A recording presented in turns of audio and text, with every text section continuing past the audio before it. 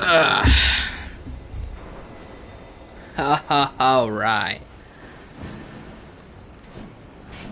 Where am I at here? Vanini Works. Okay, gotcha. Alright. Remember how to play. Okay, don't use dodge attack. Gotcha. It's not great.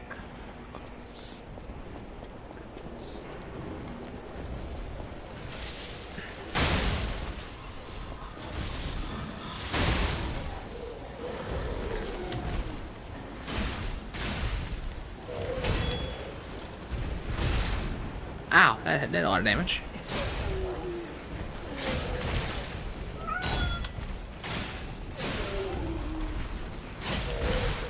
Okay. I'm not playing the game, I guess.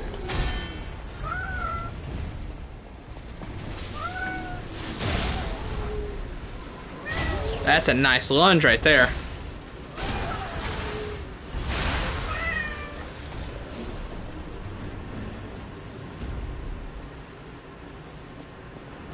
Okay, that was the shortcut I got. Okay, Q.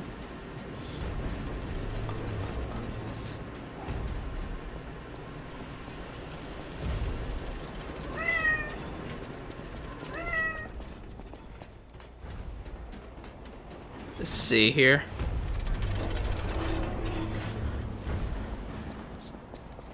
Ooh, admirers seem to follow me everywhere. Pleased to see you. This guy, or this lady. Keep your wit. Well, best of luck. Yep. Best of luck. Are you carrying goes if you can get but you're in luck. Sure, we'll buy the book. I know it's small, but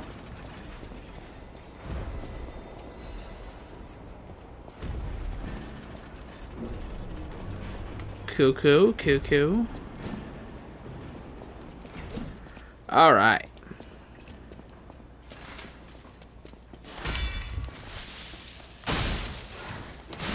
Ow. Okay. That hurt.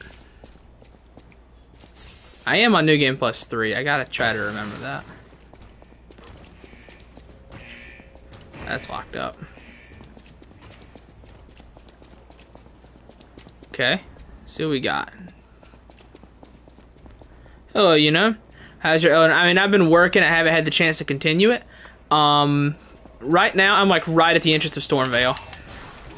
I probably got some things to wrap up in Limgrave I haven't done yet, but... yeah. I've been working, haven't had the chance to continue it, though. When does the DLC come out for? We don't know. We just know the DLC is coming, like, probably next year. I expect it to get announced at the Game Awards, but it's coming out in 2025, I'm going to assume. But I just want to go ahead and have my New Game Plus 3 save file just prepped for it. Because I don't want to have to, like, run through the whole game again just to get, like, quartz and Legion calibers and stuff like that. So it's just best if I run through the whole game now.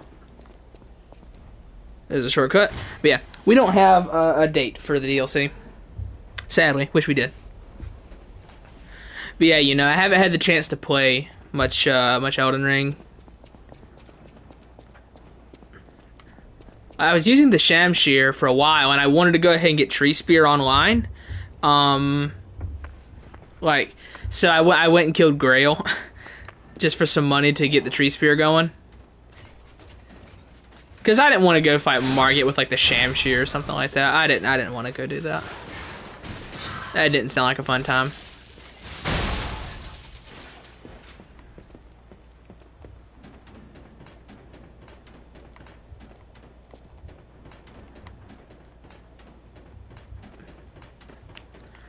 Yeah, I don't know, like, what I'm gonna get next. I know, like, I could, in theory, run straight to the Divine Tower and kill the Godskin Apostle, or is it Godskin Noble, for the Godslayer's Greatsword. I know I could, however, I am not good enough at the game to do it at such a low level.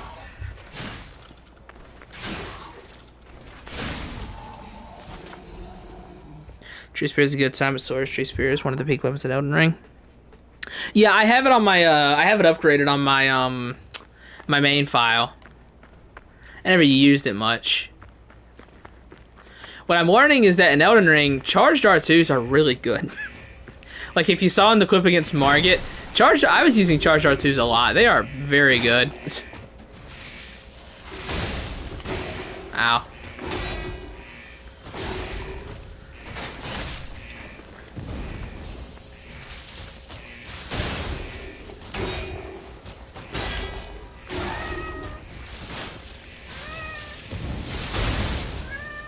Okay.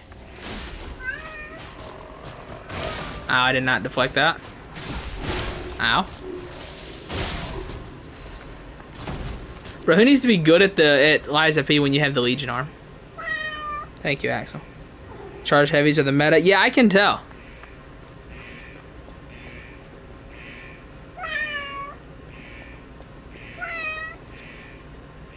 Yeah, there's an Axel next to me who's demanding attention. I'm sure you can hear him. The show, yeah, he's tough. I still don't know how to fight him properly. I mean, as evidenced by me just spamming the Legion arm on him, Axel. Ah, your claws hurt, buddy. Don't climb up my leg. The cat's trying to just climb up my leg. He weighs like 17 pounds. His claws hurt.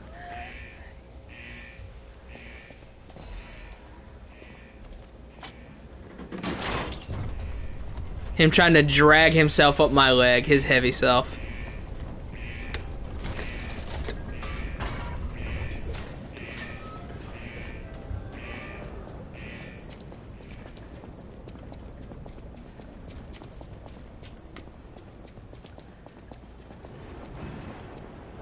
Alright, so that's the poison drained out, so I can go kill Puppet of the Future now.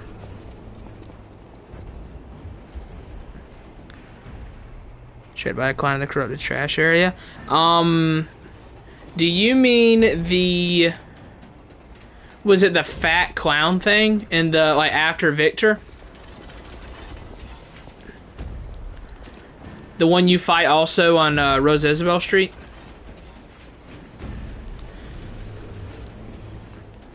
Nah, you say getting Shrek'd, dude. There's a boss in this that everyone refers to as Shrek, because his name is Green Monster of the Swamp, and I think he is, like, just one of the worst bosses in a Souls-like that I've fought. Like, if I was including him in, like, the big boss ranking, he would be in at least terrible.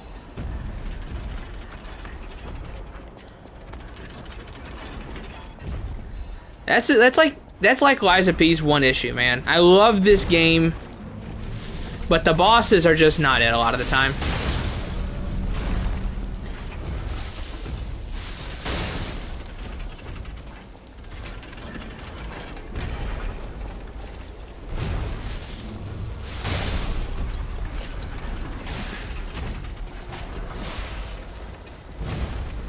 That stomp would probably like almost one shot.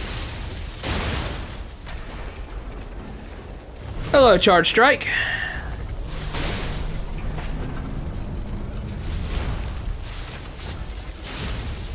Ooh, a big hit. Look at that.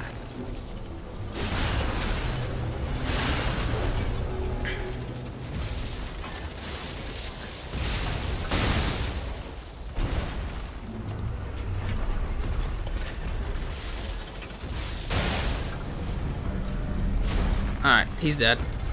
Ugh. Has a quartz. I don't really need it though, but I'll take it.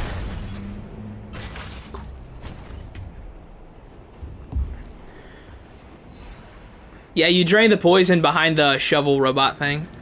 Booster glaive. I don't really need that because I have like an upgrade of that, or a better version. That being, where is it? No, not that. This thing, yes. This is like what I use my booster glaive handle on. I used this for a little while actually. It does acid build up.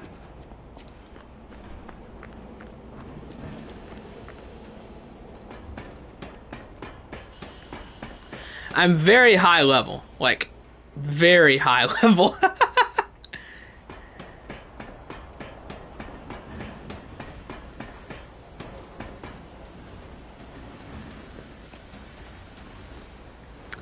Yeah, like, and like how you can just mix and match the weapons, and like even though like they fall outside of the game's main gimmick, that being the weapon creation system, like even the boss weapons, like dude, these boss weapons, like this thing is really good, this thing is broken, this thing is a trick weapon, this thing's really good, this thing's really good. I will say the strength weapons kind of have a hard time because they're slower. Now Frozen Feast is a bit more manageable than this thing. This thing's broken because of the parry. I don't like this. Ouroboros, I do not care for this. It's like, yeah, man, I beat the coolest boss in the game. What do I get with the soul? A frisbee. Proof of humanity. This thing is so sick.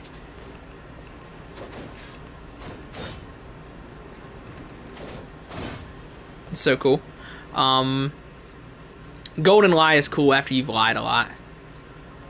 What else? What other weapon was I using around here? I was using like the coil at the clock sword. We'll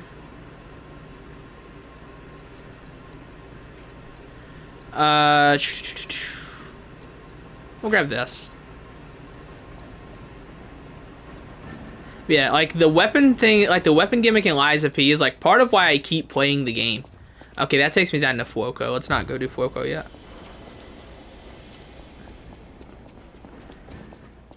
Because like something I love in Souls games is like trying different weapons. Like, and in Liza P, like you are just encouraged so much to try all these different weapon combinations.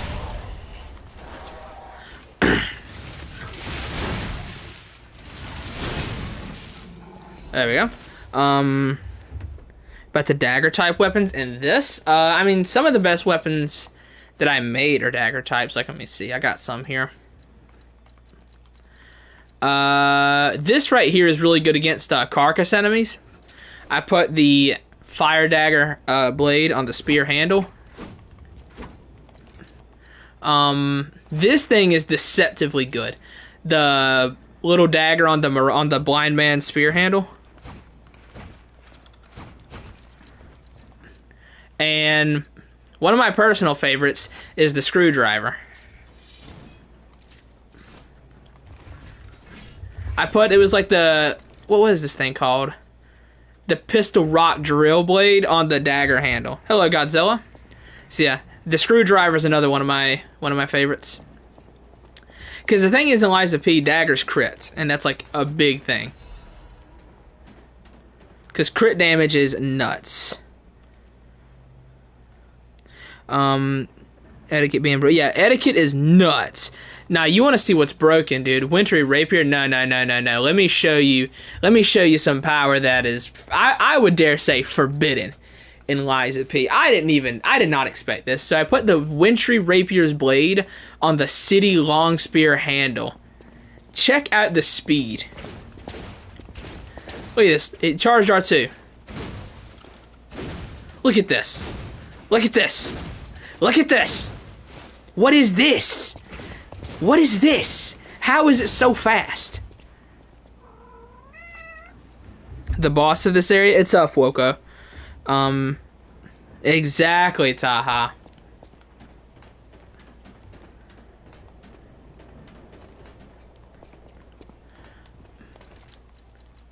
I don't know, I like Fuoco. I think he's cool. Which, I mean, a lot of bosses in Liza P are kind of forgettable, though. Oh, this guy. All puppets. Hey, buddy boy. All puppets. You can't fool me. All puppets must die. Kill the puppets. Oh, okay, that didn't quite work.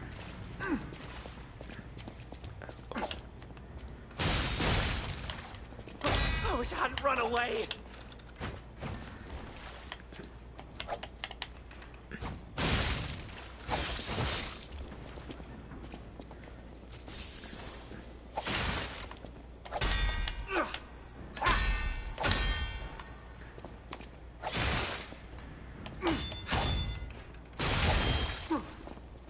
I wish I hadn't run away.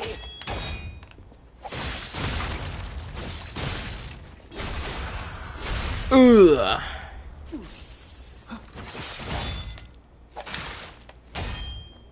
Trying to break that weapon.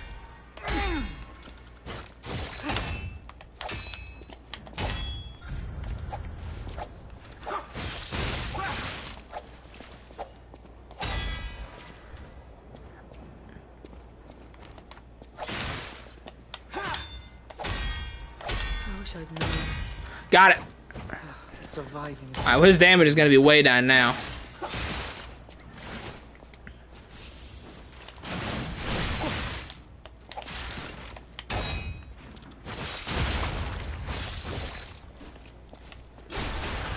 Ugh.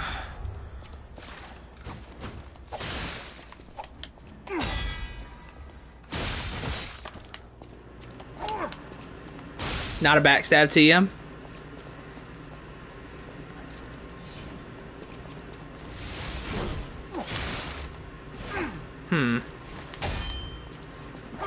I hate this guy. I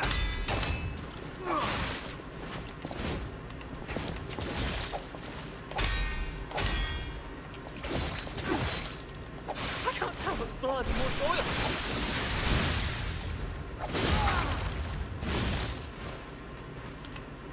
Ah, I got him. Jesus, that guy's annoying. I'm sorry. I was afraid. I do wish the bosses of this game were better. I really hope that's something that they fix in the DLC. I hope the DLC bosses are really good.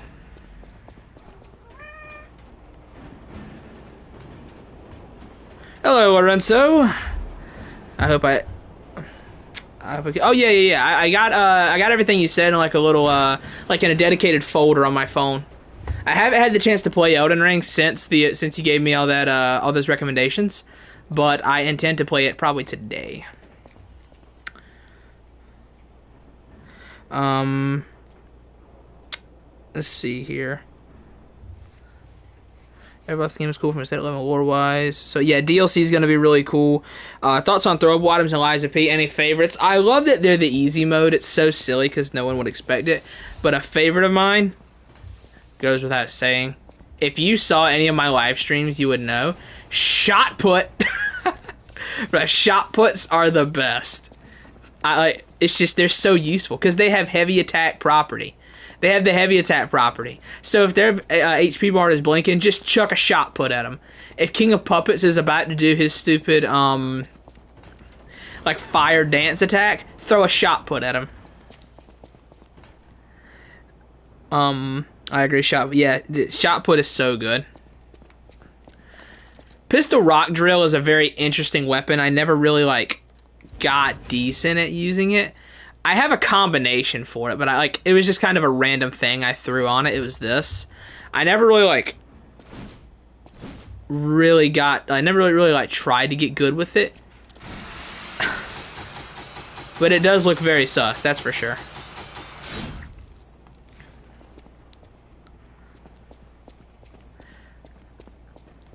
Alright, what was that this way? Yeah, I'm not sure how far we're gonna go today. I think we'll definitely kill Fuoco, obviously. We might try and get to, what's that place called? Cathedral? No, it's not Cathedral of the Deep. That's stupid. That's in Dark Souls. What was it called? I don't remember.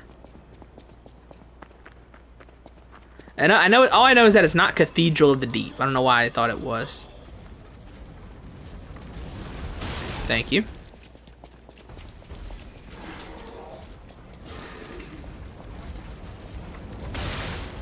Okay.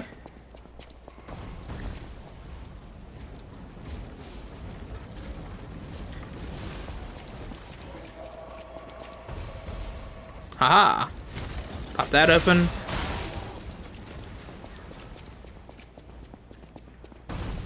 Ooh, no. How do you use this thing?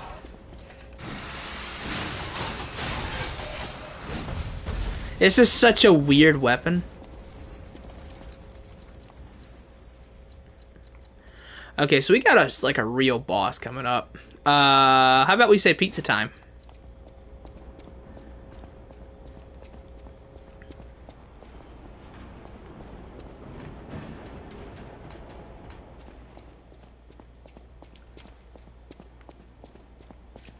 All right, chat, pizza time. Let's get it.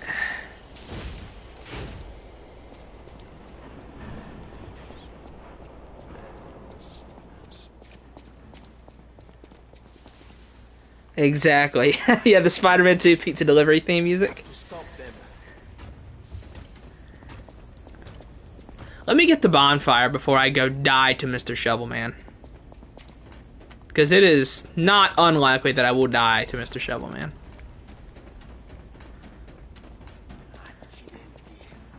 I have to stop them. Hello, Vanini. Can I level up here? Can, nice.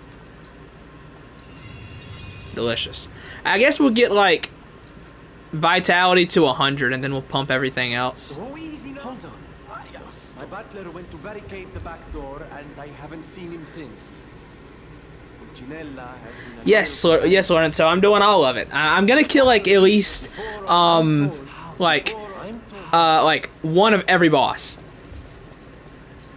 And I might like just like checklist style do everything in the open world.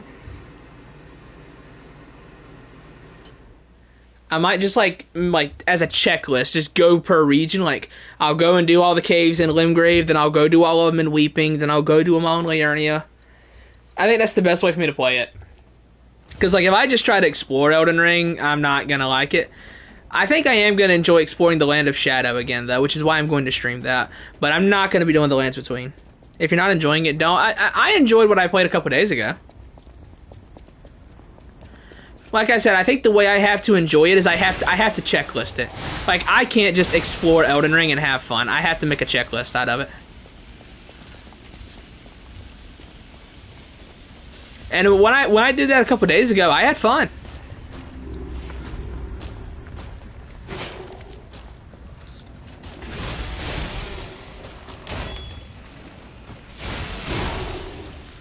How did that still hit me?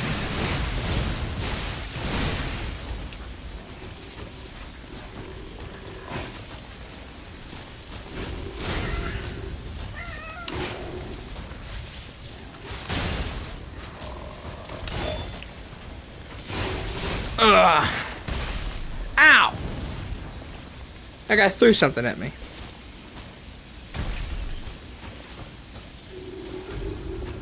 That's not gonna hit me. Not gonna let it.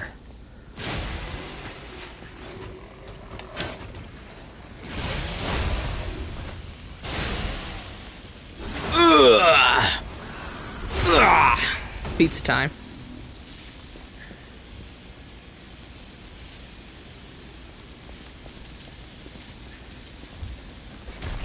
I love the goofy pizza cutter weapon. And I love that, like, as you hit enemies, it revs up. It does more electric shock. It does more damage. It's so stupid. I love it. It's such a stupid weapon. Pizza time.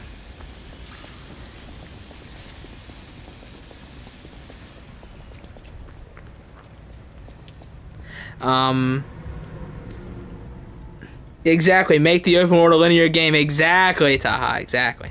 Maybe the game now. Beware of the swap. 900 hours of Elden Ring. I mean, I've only played Elden Ring all the way through once, but I don't like open world games. Toby's Peak Spider-Man. I mean, okay, I'm a filthy Andrew Garfield lover. I'm sorry. Time to expose myself. I'm a filthy Andrew Garfield lover, and I am repulsed by every single aspect of Tom Holland's portrayal.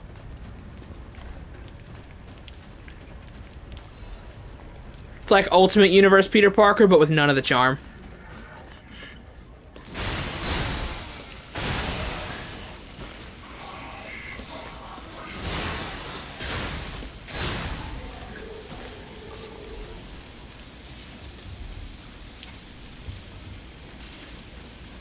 Better suit. I agree. I think that I like the Raimi suit is my childhood, obviously, but I love the Amazing Spider-Man 2 suit. I even like the first suit.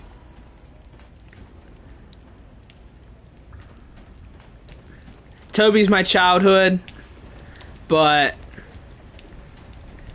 like Andrew was too good.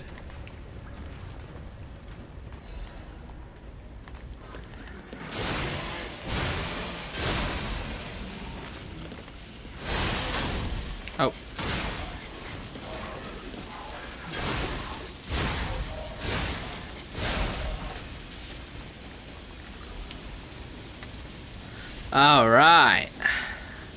I think it's time to go fight Fuoco.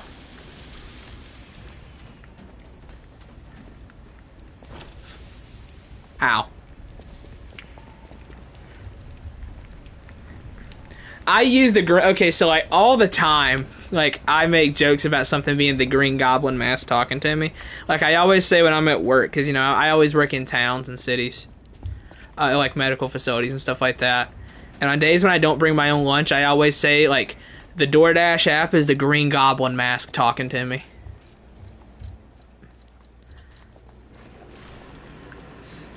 All right, let's go fight Fuoco.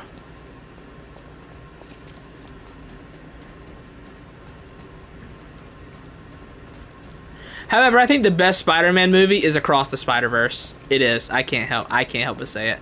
Like, prior to the Spider-Verse movies, I was a Miles Morales hater. I didn't really like him. But like Across the Spider-Verse, I mean, it's too good. It's too good. Because like I mean, it's a crazy Spider-Man fan like me. Like, it's a wet dream for Spider-Man fans like me. You know, I've loved the character ever since I could walk. The first game I remember playing was the Neversoft Spider-Man game on the PS1. And the first game I remember having my parents buy for me was the Spider-Man 2 movie game.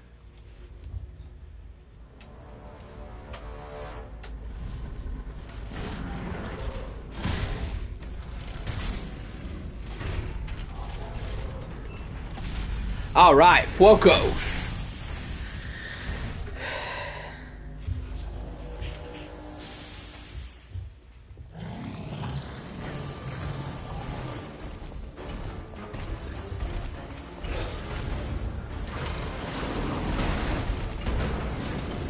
Okay, I need him to not break the pillars.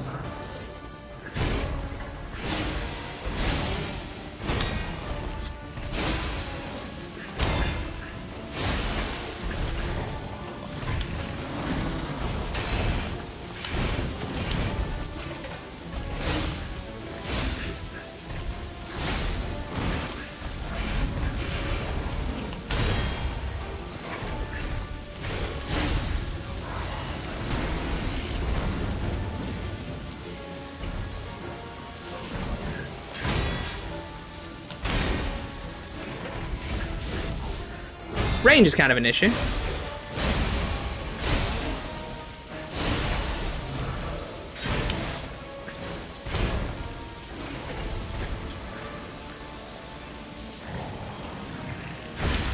I did not deflect in time.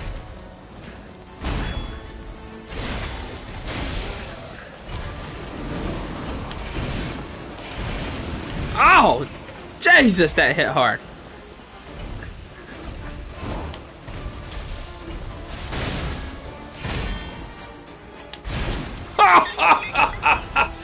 God, that hits hard.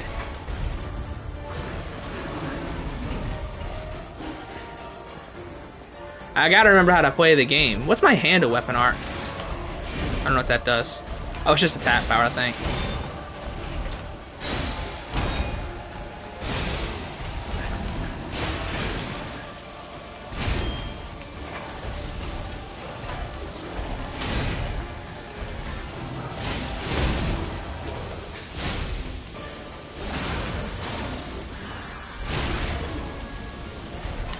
Oh, I can't be. Oh, yeah. I guess it can't be used with this weapon since it already buffs itself. Yeah, I guess that makes sense. I don't know why I didn't think of that.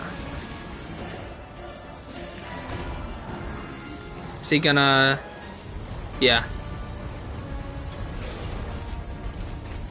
Alright, we're good.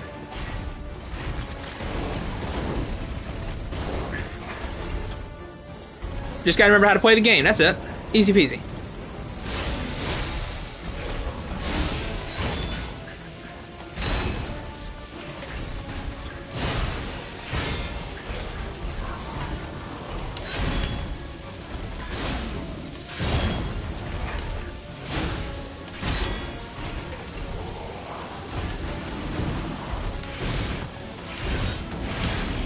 Yeah, I really didn't think he was gonna hit me on that.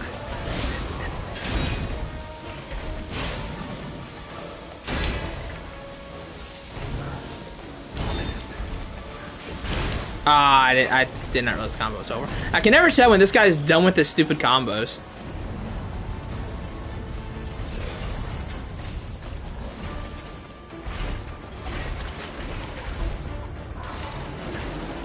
Maybe I need to switch to an actually good weapon. That might help. God, dude, Fulminous leaves you so open.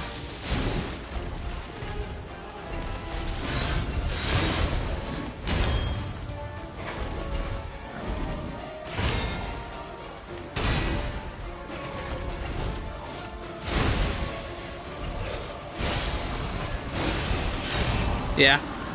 Maybe I need to switch to an actually good weapon. It might help.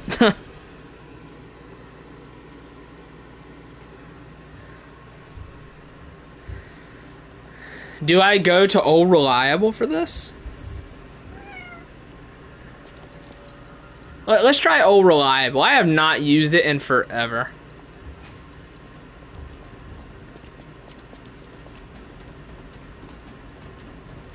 I have not used this thing in a long time.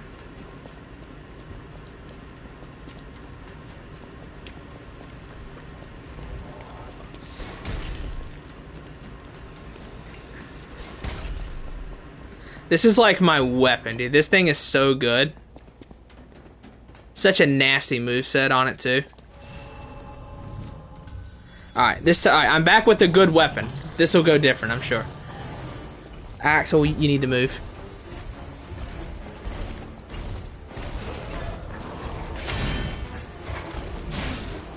Oh, dude, that's doing so much better.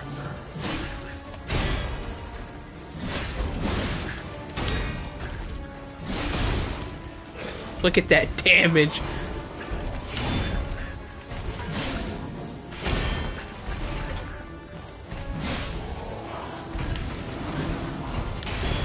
Just gonna do the triple. Yeah.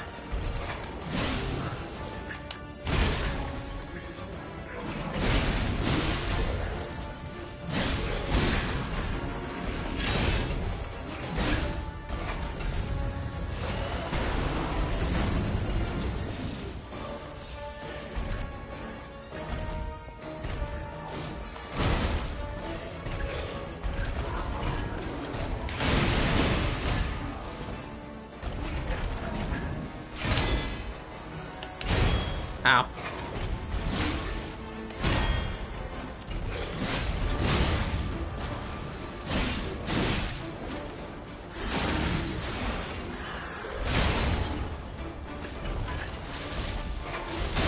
Had to get a little guard parry in there.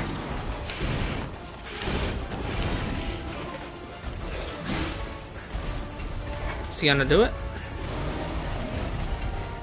Anyone see me use that guard parry? Anybody? That's pretty good, right? It's pretty impressive. Pretty impressive.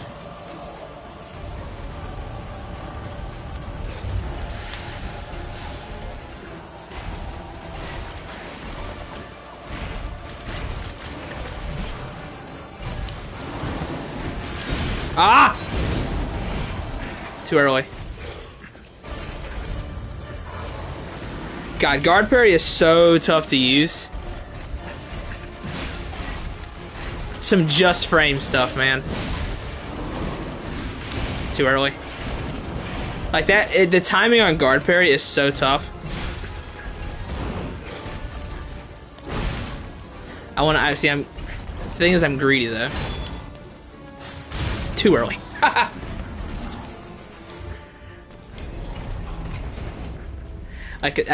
I want to do it again. I want to land it again. Ah, guard parry is so good, but like it's so tough to use. Like it's so difficult. Oh yeah, for anyone who's like curious how hard he's hitting, I have 78 HP. 78 vitality. Look at that health bar. Bro, I am getting like 2-shot with this health bar. The thing is, I can win if I don't act stupid and want to go for guard parry. The issue is, I really like landing guard parry.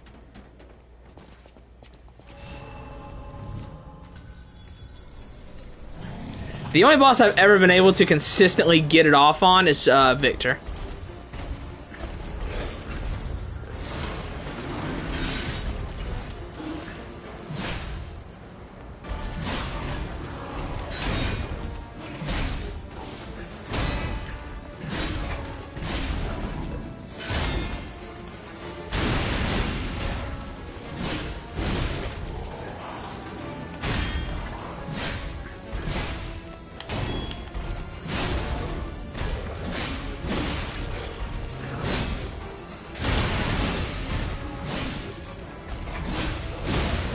we're fucking him up this time.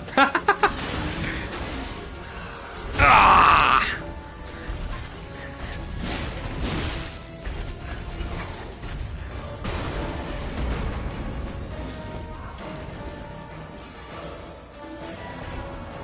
This is the skeleton painting. Exactly.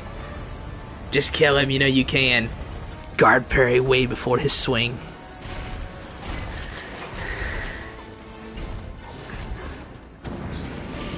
Idiot.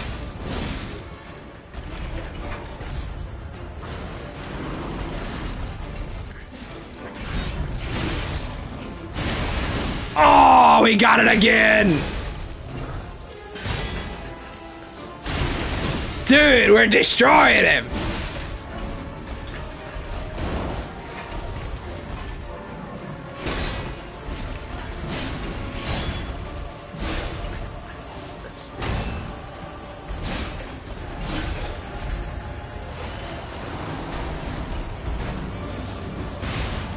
Yeet.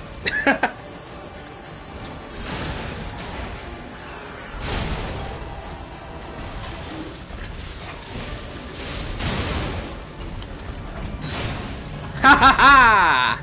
Victory.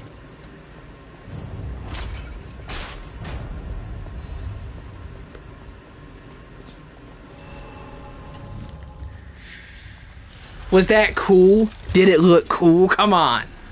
The guard parries. Oh, the guard parries, dude. That's what I'm talking about. That's what makes it so fun.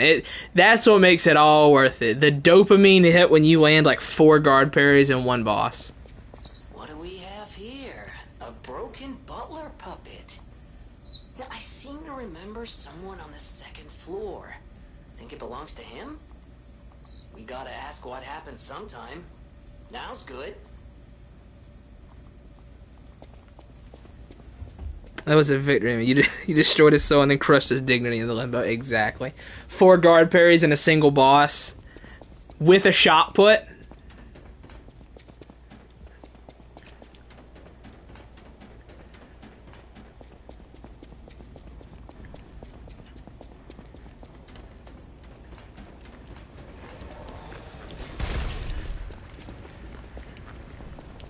Fuoco had his right revoked. Revoked, I guess.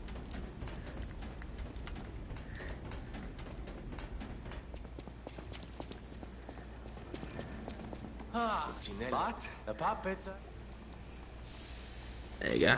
Now when you talk to him at Hotel Krot, he gives a gesture. I remember that for the Platinum Trophy.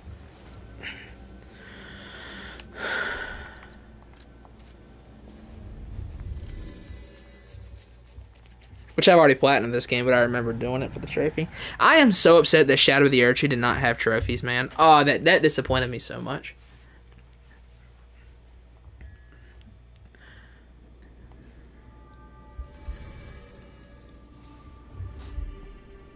Yeah, I saw you say it, and I saw it on Twitter too. I saw it. Ah, if it isn't my savior, very... Without the fact... if the... It's a grind... Okay, I got that. Then I will also... I always... Pulcinella. If you ever need it, I always... Yeah, that's the No one... emote. That's always tough to... That was always like tough to get for me because I kept forgetting about it. Okay.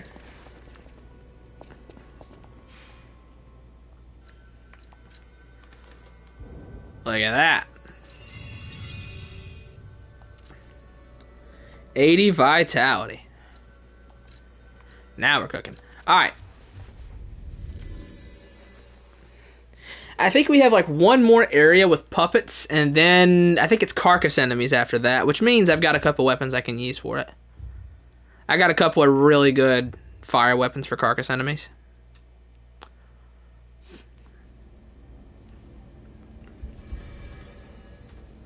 There's like a little bit more, like there's a few more puppets left though.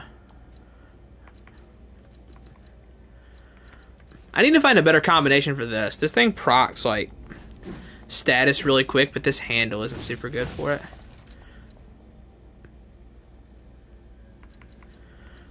What should I rock for this? I kind of like this weapon.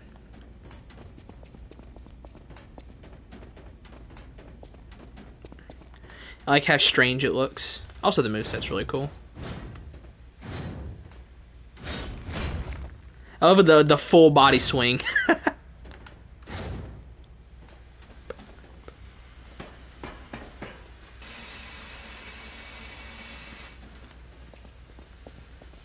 Yeah, I was like, I wanted to stream something, but I didn't want it to be Elden Ring, so like I wasn't sure what to stream. I was like, well, Lies of P is pretty fun. I could always do that.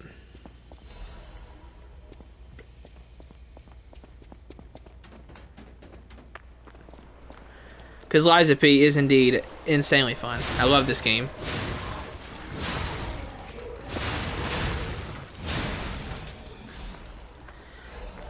Third best Souls game, in my humble and objectively correct opinion.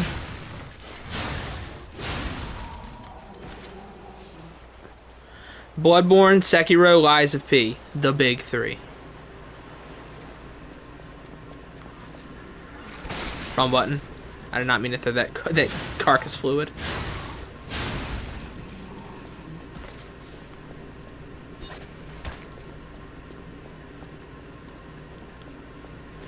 Yeah, I tell you, I really want to play the Bearer of the Curse mod for DS2. I need to get around to that.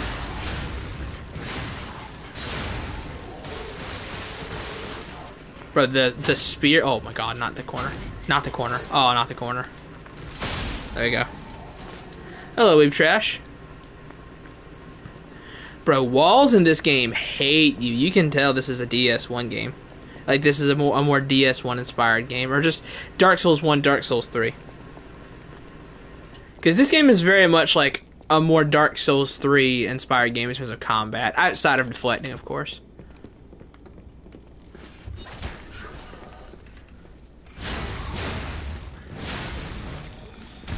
Does not quite feel like Bloodborne. Everyone likes to compare it to Bloodborne, but I don't think it really feels like it.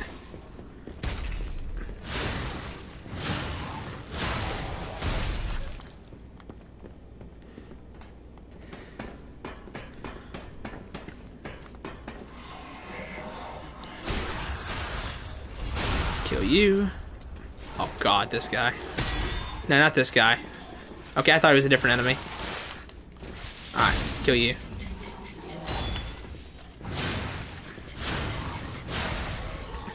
DS2 been inverted, good areas, bad bosses. Some of the bosses are really good. Like, a couple of the late game bosses are really cool. I think the second to last boss just kind of sucks. But the last boss is really good. The third to last boss is really good.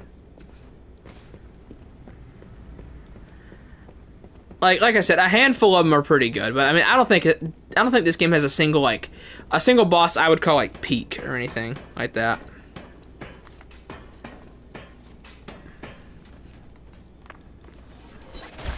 The bosses are not why I like this game.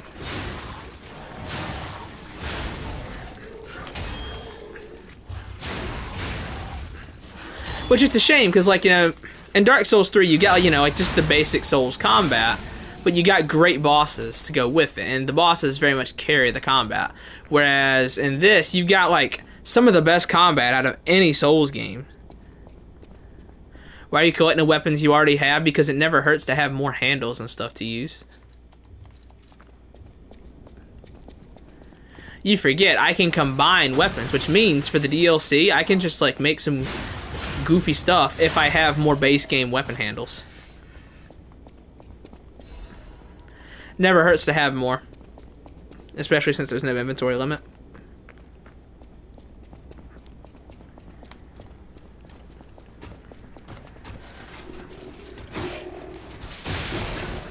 Yeah, because, like, people seem to be very surprised by the concept of someone saying that, like, in Souls games, the combat system itself is not particularly great. With some exceptions, of course. Like Sekiro, Bloodborne, and this all have really great combat. But for the most part, like, combat itself is not anything to write home about in Souls games. It all comes down to weapon design, enemy design, and boss design for the most part. Especially boss and enemy design. Has the worst normal enemy exploration feel. I think Dark Souls 3 has the worst levels. I think it just outright has the worst levels out of the series.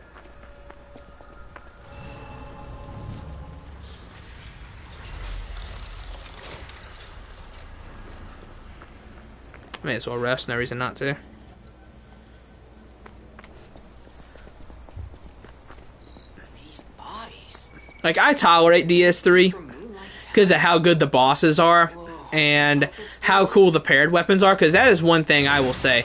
Like, in the next Souls game, I don't care if they don't bring back power stancing. Just bring back, like, unique paired weapons from DS3, like the unique ones. Like the ringed greatswords, the Drang hammers, the spears, the Drang spears, the Farron greatsword too, Valor Heart. Like, bring back unique paired weapons like that with completely unique moveset.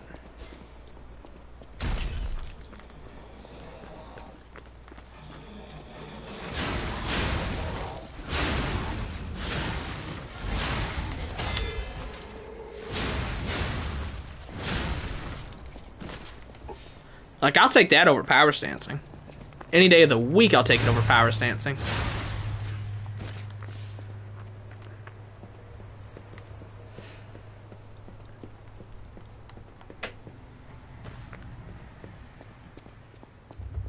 Some DS3 areas don't seem that bad, but overall it's embarrassing. Yeah, like, there's a handful of really solid levels in DS3. Of course there are. But the ratio of good to bad levels in DS3 is sadly not skewed in the right direction. And even some areas that are good have enemies that really bring it down. Like, I think Cathedral of the Deep is a really well-designed area with some really aggravating enemies.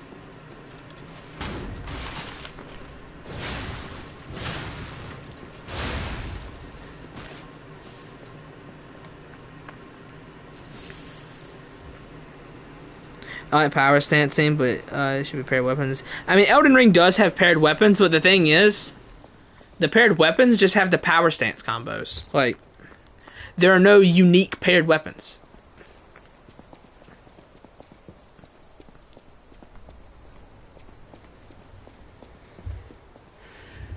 You must ask when I change to the combat DS3, you can't use the running R2. But yeah, exactly. Like, that I don't understand. Because I believe in Elden Ring and Bloodborne, the running R2 is just a running heavy attack, as it should be. But in DS3, it's a jump attack. Why? Like, I don't get it.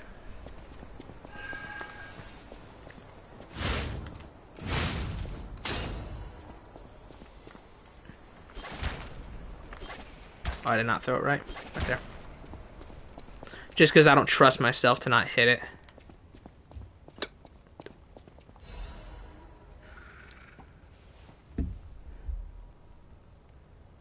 I mean, yeah, I remember that. Yeah, like if the ornamental straight swords, because I love those things.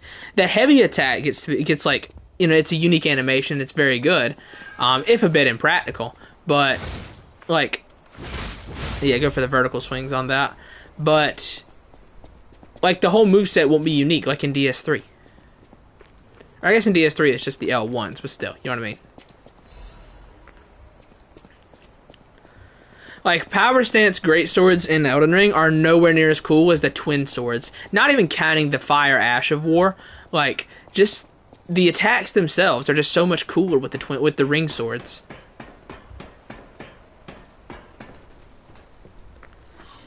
Which DS3 has a weapon problem anyway, which is like anything that's not a paired weapon is very lame and not particularly interesting.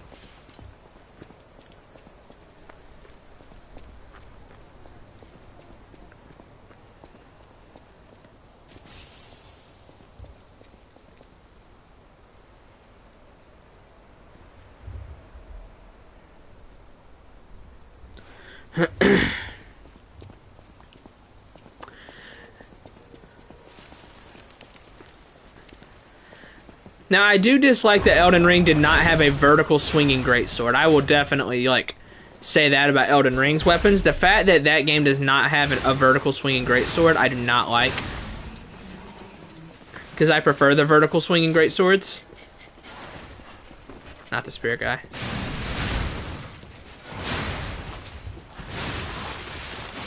Dude, the spear guys in this game are ridiculous. No.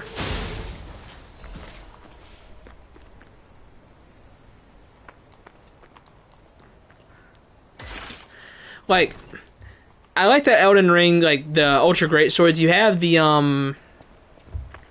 what was it? The Godslayer Greatsword R1s, which actually, you know, later got put onto the Fire Knight Greatsword, which I think that's gotta be my favorite weapon in the game. Like, you get the faster Godslayer Greatsword R1s with its Y-hander pokes.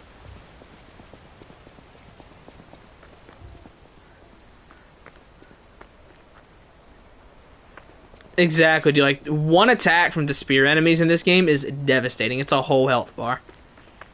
Especially on New Game Plus 3.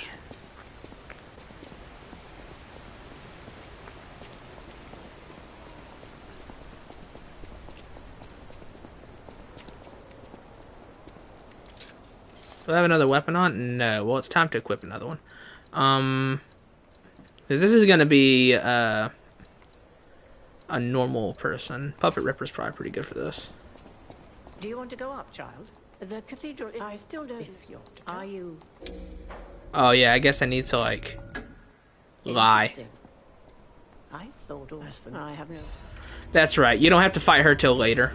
Please be... Like after you go up there, if you come back down, you have to fight her. I forgot. All right, well, it's time to put on the fire weapons. And I also need to change out my Legion arm.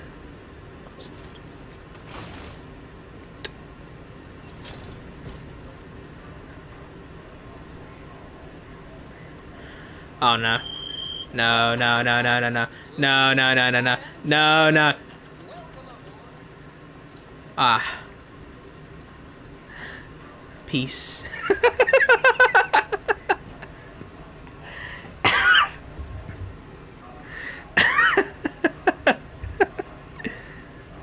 You hear that? The sound of silence.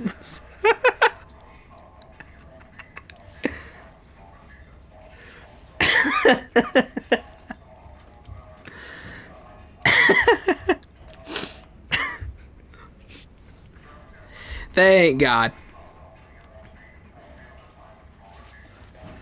Oof. I was like, oh wait, no, no, no, no, no. I was like the Punisher. Oh wait, no, no, no, no, no. Wait, wait, wait, wait. Ah.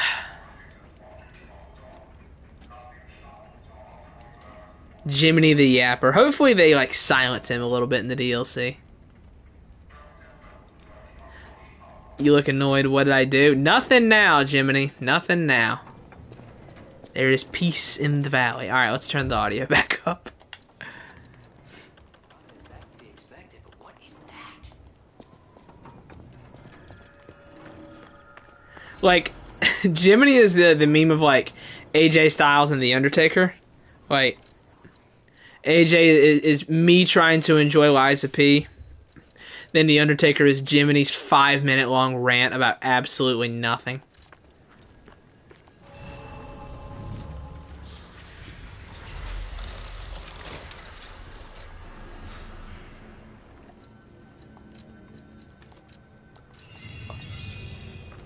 Okay, so, oh, we need to change out the Legion arm.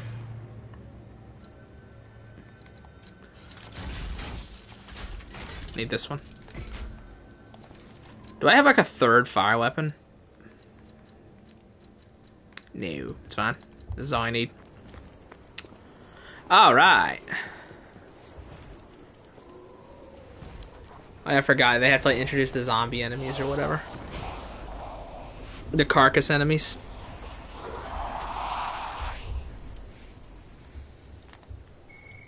No idea what those things are, pal. Approach with caution. Like, I see what they were going for. They wanted to kind of like change up the Souls formula of being like constantly alone by giving you like a little companion like that. And I think it's a good idea. But like, you chose the most annoying voice possible for him.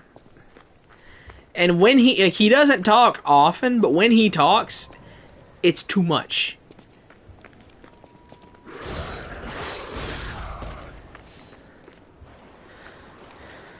Like he is Jiminy the Yapper.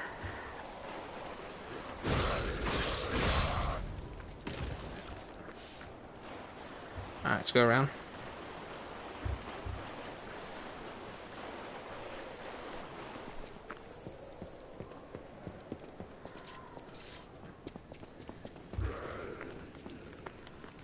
Yeah, this thing's very good too, of course.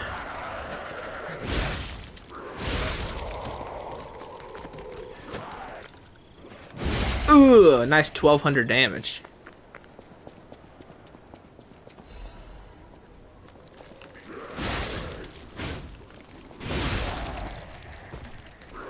Ah, delicious. Oh, that is mountain.png. Look at that.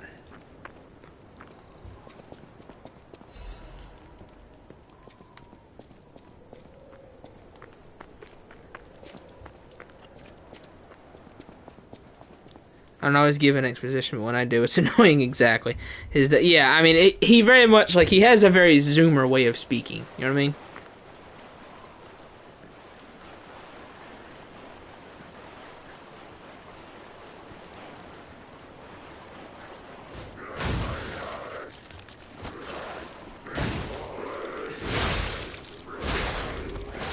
Ow. Ow. Ow. Alright. Dude, what is this? Die. This thing's just attacked forever? Jesus.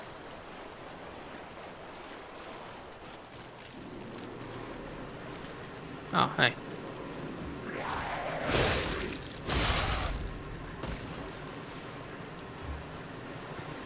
The main thing I used on this is just the charged R2. It's just got so much range on it. I use that more than anything. For R1s, I like to use this. It's really quick, proc status fast. Whereas with this, yeah, the charged R2 is like the main draw of this thing. The Ash of War is not bad either, though. What is happening? Alright, Jiminy. What's their problem? Wait, their bodies are strangely altered. Strangely altered? I don't know what's going on. You don't say, Jiminy.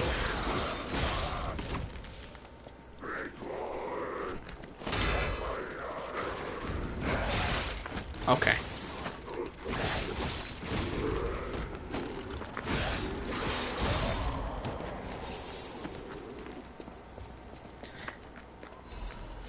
Say something useful next time, Jiminy. Jesus. Yeah, like, what's their problem, dude? They're like zombies or something, dude. Go yuck.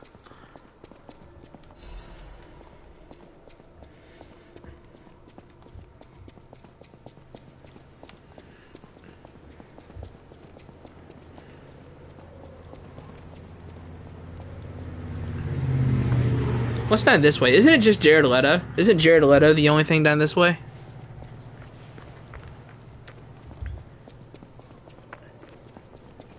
Yeah. Hello, Jared. My name is... I was able... Sorry. The gold can... If you... Seems there's... I'm headed... Sure do that. Hello, Jared. You ever... Seems there's... I'm headed...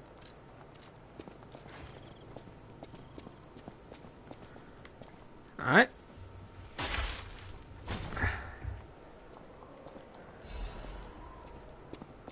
I don't know if I need, like, any of this stuff, because, like, a lot of this is already +2. I'm not going to get anything better than that, huh? Yeah, I don't think they have +3 armor in this. Just innate hate? What do you mean? Hello, Von Hohenheim. Exactly. Alright, adios, Jared. I'll see you back at the hotel.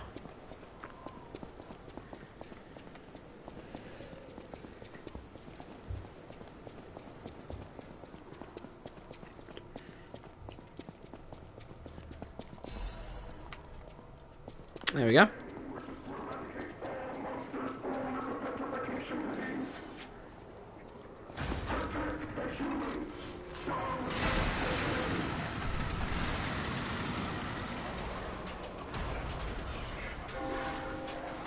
Okay, cool.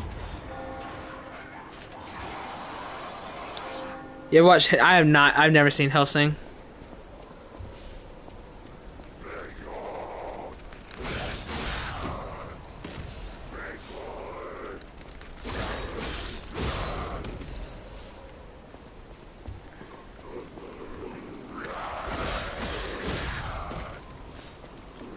God, the R1 spam potential on this weapon is so good. He's a runner. Ow.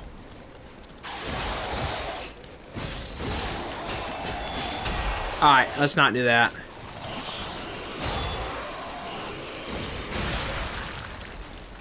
Whew. Never seen Hellsing. I have never seen Hellsing. Same way I've never read Berserk, you know. It's one of those things I say I'll do eventually and then just, you know, never get around to it.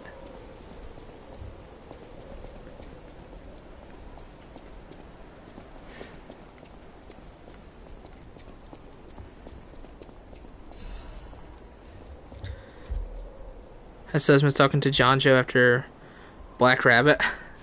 Did he? I don't remember that. Has it read Berserk? I've not read Berserk, nah. Yeah, I like to use this on the Acid Spear handle because it makes for some great R1 spam against Carcass enemies. If I need charged R2s though, this is the weapon. This is the charged R2 weapon here.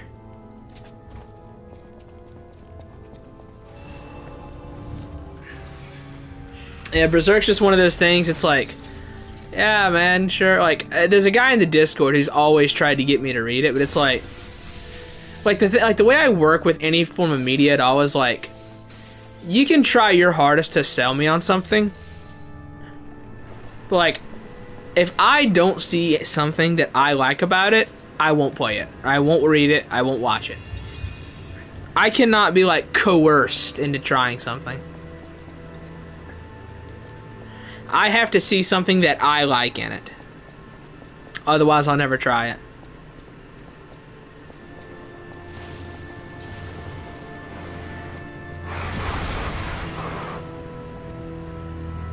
Used it on the rapier handle, the burn. Yeah, I mean, this is really good thrust damage on that. The rapier blade, I'll tell you what's a really good combination. I show it to everybody because I can't believe how broken it is. It's this. The rapier blade on the long spear handle. Look at this. Look at the speed. What is this? How is that allowed?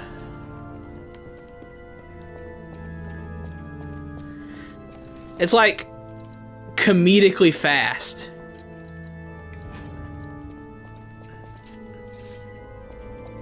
I'm also trying my hardest not to use the broken Legion arms like Falcon Eyes and Deus Ex Machina.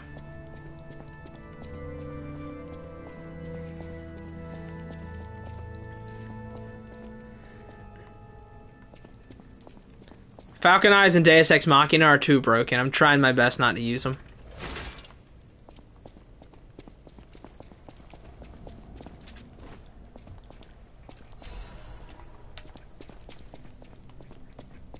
Let's see.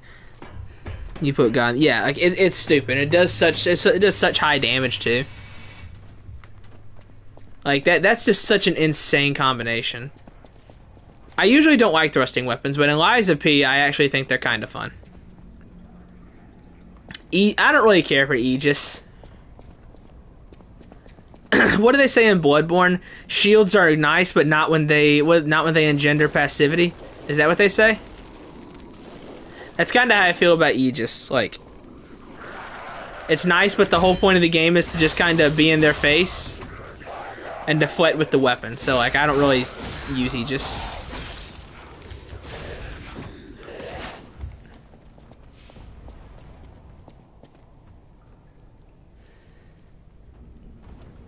They pulled it off of Prime, really? I watched it on Netflix a few years ago. Could just pirate it. That's what I do with most things these days.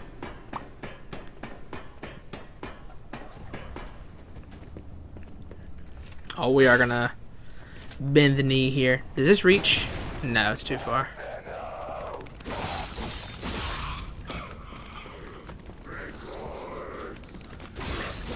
I mean, the Aegis is very good. I mean, it's for all intents and purposes like... I mean, it's a pacifier.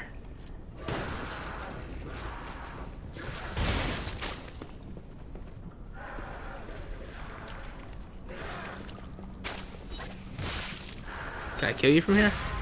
Nice. Yeah, I mean, it's for all intents and purposes a pacifier. Nothing wrong with using it, but I don't really like it. I think it just kind of like it detracts to like what I like about the combat in this game, which, like I said, is like the super in your face combat Liza P has most of the time, unless you're using Falcon Eyes, in which case, I mean, you never have to get close to the enemy.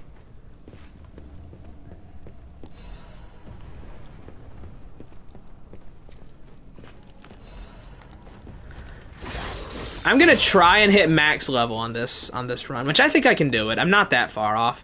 The max for every stat is 100. That's the max level on all the stats.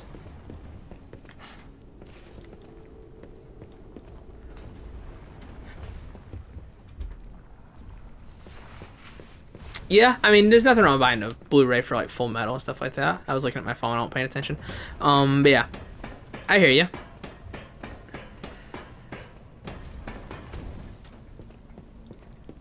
Oh God, this doesn't reach from here. Nah. That's annoying. Does it reach? It does. Ah! There you go, got it. So I hit the wheel. It sucked.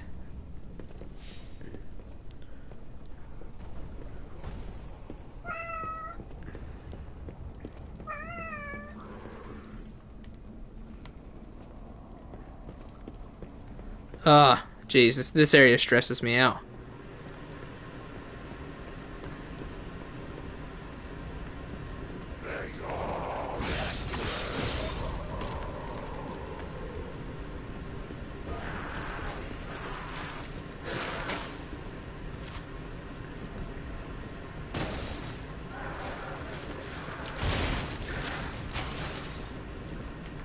Really? Ah, Jesus.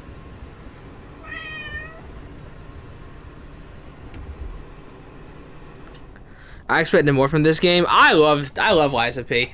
This game is like I said, I think this is the number 3 Souls game in my head. It's Bloodborne, Sekiro, and Liza P. Thank you, Axel. He agrees. I love this game. I think it's much better than like Wukong and stuff like that. I am not a Black Myth Wukong enjoyer. I think this is still the best non-From Software Souls game. I think this is a much better Souls-like than Wukong. A lot of people love that game. Hope the DLC will fix it. The only thing the DLC needs to fix is the boss fights. Like, I love Liza P, but I don't like its bosses for the most part. It's got some good ones in there for sure, but for the most part, I think the boss roster is kind of lackluster. But, I mean, I don't know. I don't think that really detracts from the whole game. Not to me. It's got great weapons, it's got great levels, it's got great combat, it's got a lot of enemies, some really good enemy variety. So, like, I don't know. I don't think it really detracts from... Ow.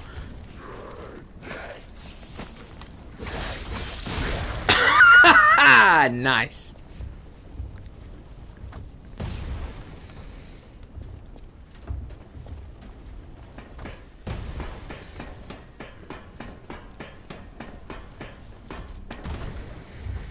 Is the animations? What do you mean the animations? I mean, it's well, like reacting to the enemy's animations. They're scuffed. You need to elaborate.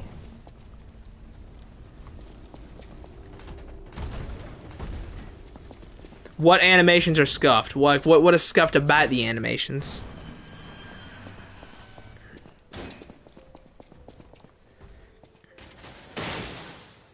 Like the enemies' animations? I mean, they look a little bit weird, but I mean, they're puppets. They're mechanical puppets. Of course they look strange. You know, obviously, a puppet's not going to swing a sword like Gale does or something like that.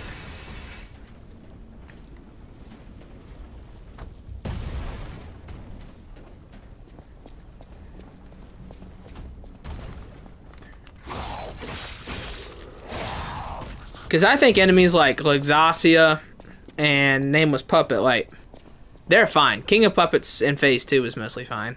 In terms of his animations, he's an input reading son of a bitch, and I don't like him, but his animations are mostly fine. The bosses in player, what? I think P's animations are all fine. I don't know what you're talking about. Some of the boss animations, I understand what you mean. Some of them...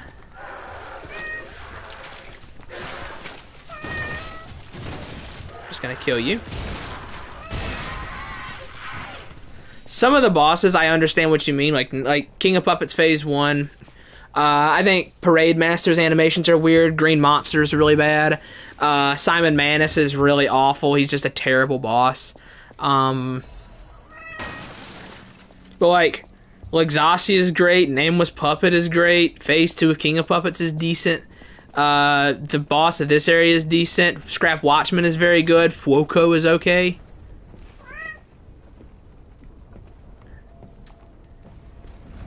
The dash is horrible. What are you talking about? Like the dodge animation, the quick step, like Bloodborne. Seems like an odd thing to get bent out of shape about.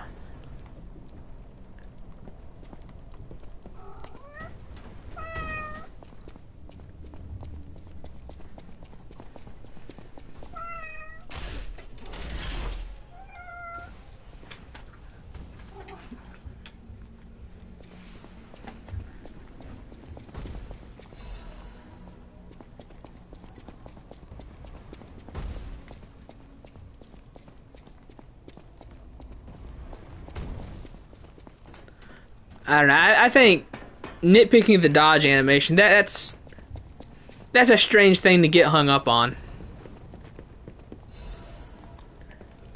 Because I don't really think like that. This is this. Tell me this.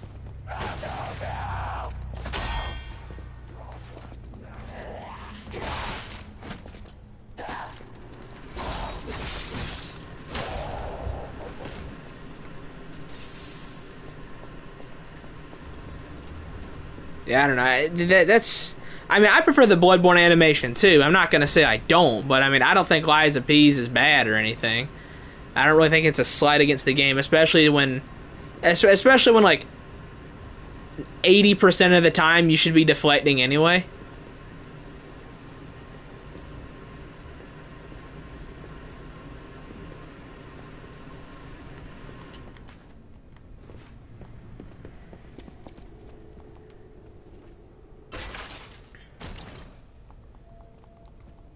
I mean, yeah, I obviously prefer the Bloodborne dodge, but in a game like Lies of P where you shouldn't be dodging most of the time anyway, I don't really think it's that big of a deal.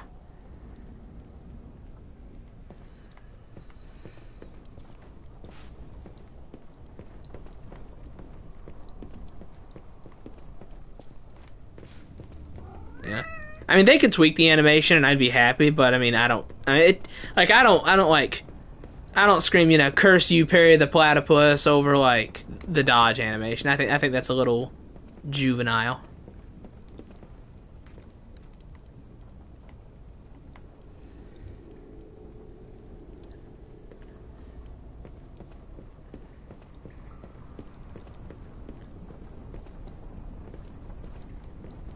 Alright, time to take some fall damage.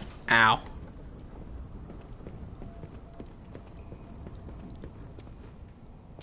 Ow. I mean, yeah, like, I get, like, wishing the dash was smoother. I mean, in general, I think P feels a little bit heavier than he should. Like, P feels like he's moving unnaturally slow with this. In general, he feels a little bit heavier than he probably should.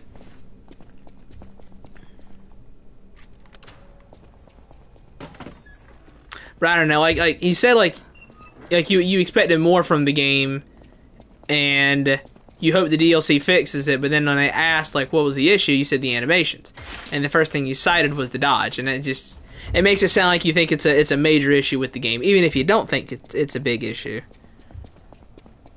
It just makes it seem like you do.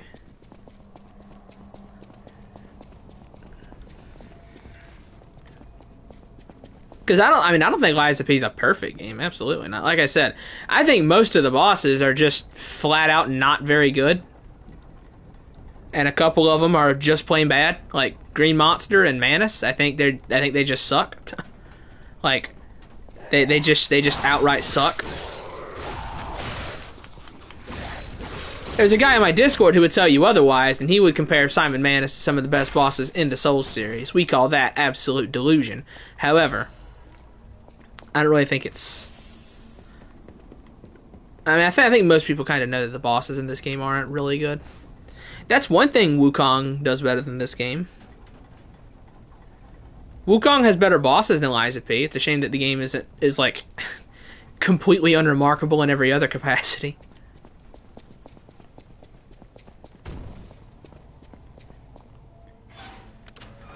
Alright, this is like a real enemy here.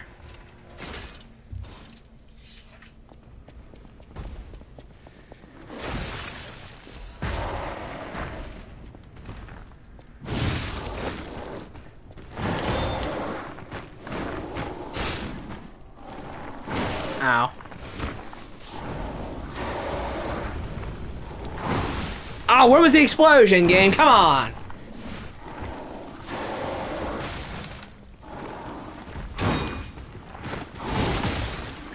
God, why? Dude, deflecting in this game is so much harder than Sekiro.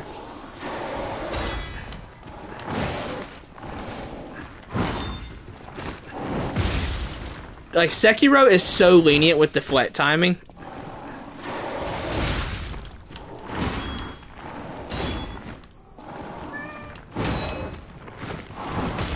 Ow.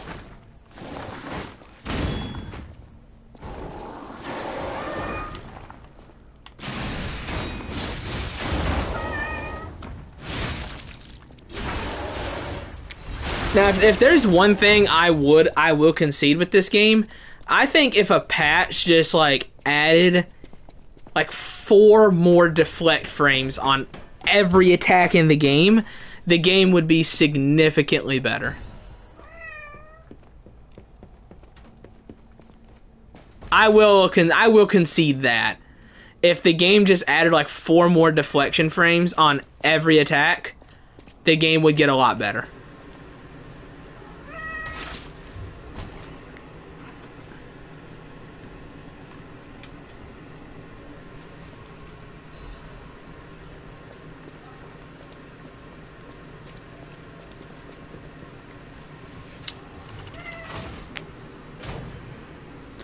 King of Puppets and Archbishop are better. The Phase 1's better? Archbishop is definitely better in Phase 1. King of Puppets, I don't know. I think they're both about even. Phase 1 has got some Ebrietis tentacle jank. Phase 2 has just got some input reading horse shit that I don't like. Yeah, like, if it wasn't for the Legion arm, I would say Lies of P is by far the hardest Souls game I've played. If not for the Legion arm being as broken as it is. Because I'm trying not to use it. Specifically because of how good it is. But yeah. If not for the Legion arm, I would say this game is by far and away the hardest Souls game.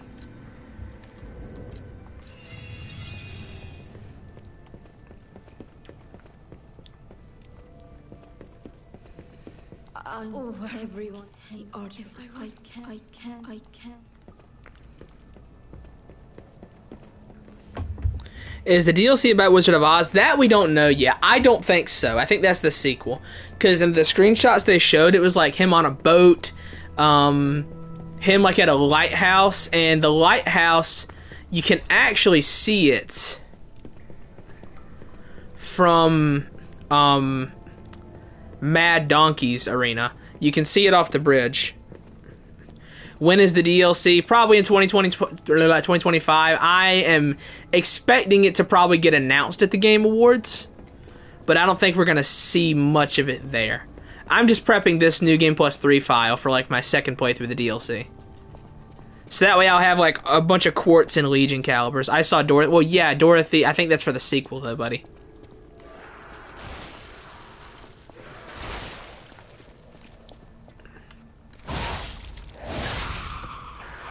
Now, I am very concerned for the sequel because NeoWiz is recruiting for someone with open world experience. And if you know anything about me, I think that the base game open world in Elden Ring is extremely, extremely bland. And I do not like it. So if we're talking open world Souls games, that map better be as intricate as the Land of Shadow. Because if we're talking a Lands Between, it will be like the greatest fall off, or the hardest fall off in like gaming history. Only rivaled by Final Fantasy 16.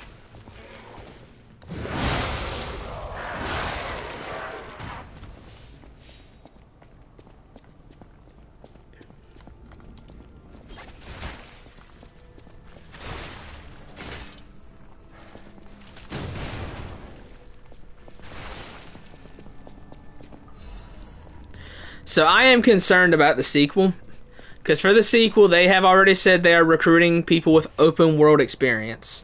So I'm nervous about it. Don't bring up 16, that ending. The ending is actually the least of my issues with that game. Like, I think, like, 16 starts so good. The first, like, third of 16, one of the best games I've ever played in my life. I'm telling you, I say that as a lifelong Final Fantasy fan. The first third of 16, incredible game. The second third falls off. It's still like it's not as good, but it's not like insulting. The last third is like, wow, you shipped this game. You sold this on shelves for $70. I actually like 16. 16 is my least favorite game of all time. It is. 7 Rebirth, though. Oh, 7 Rebirth, my beloved. Alright, see, you know, I hate open world games, but Elden Ring is different. Nah, Elden Ring did nothing special for open world games. Same thing with Breath of the Wild. People like to say, oh, Breath of the Wild and Elden Ring, they changed open world games. No, they didn't. They got the same issues that Horizon has. What are you talking about? They got the exact same issues as games like Horizon. Which is, there is nothing in the games. It's just a sea of no content.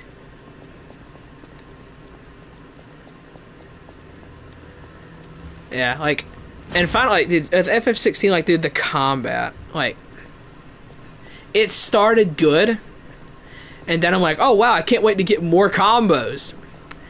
And then that just didn't happen. You just got a 4-hit square combo. Whole game.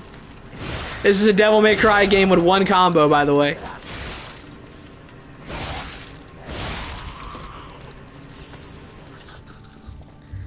Horizon Zero Dawn open world sucks. Well, so does the Lands Between. That's what I'm saying. That's what I'm getting at. Again, I think the Land of Shadow in the DLC was a much better designed world. I think it still kind of suffered from the content issues, but it was a much better designed world itself.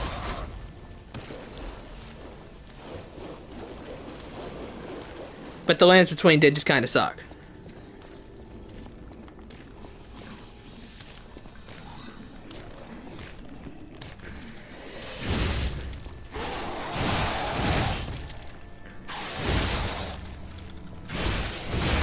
We love charged R2 stun locking.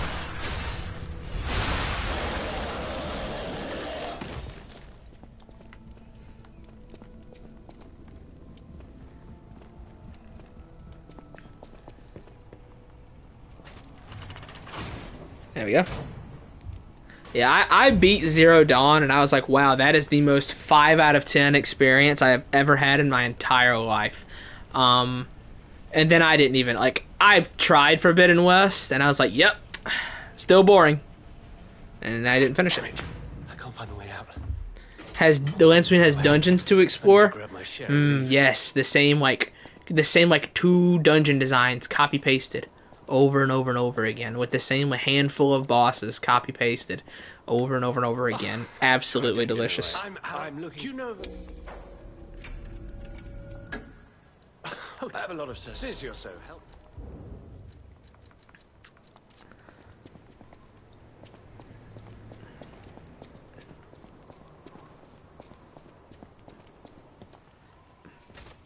I don't know. I'm an Elden Ring hater.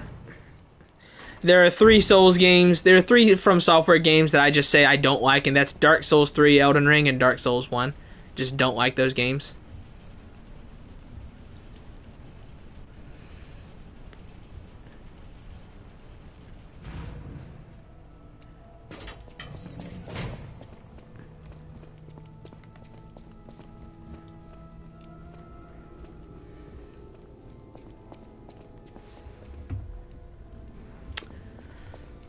Yep. Which I've always said, and like people think I'm crazy when they first hear me say it. But the thing is, if you don't realize I'm right now, give it time and you'll see. Elden Ring's massive success was the worst thing to ever happen to FromSoft. Sometimes gatekeeping can be a great thing. And I think Elden Ring is a really good example of that. Sometimes gatekeeping is good.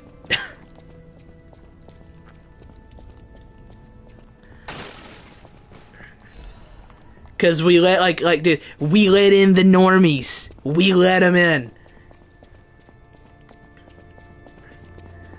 I can't believe we've done this.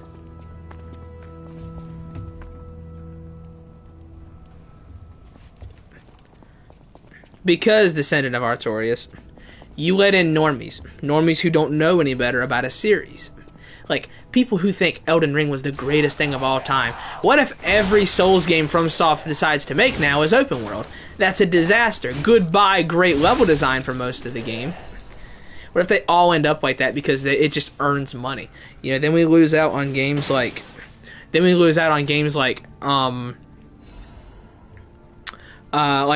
on Bloodborne, you know, with like the good level design from like Demon Souls and even some of the good level design of Dark Souls 1, even though I don't like that game. You know, we lose out on stuff like Sekiro. You know, you get people who think that every single Souls boss needs to be, alright, I'm gonna dodge for 50 seconds straight. Okay? Now I get to choose, do I do an attack, one single poke, or do I heal and then get hit right after I heal anyway?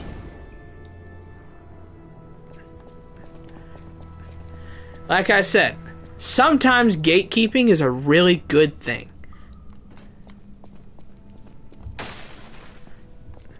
Because, you know, I like some of those bosses that do that. Mesmer was cool. Midra was cool. I haven't fought post-Nerf Radon. I think pre-Nerf Radon was a little bit much. But like post-Nerf Radon, I'm sure is probably fine. But like, you know, sometimes, you know, people always like to talk about, oh my god, the Demon Souls bosses are so bad.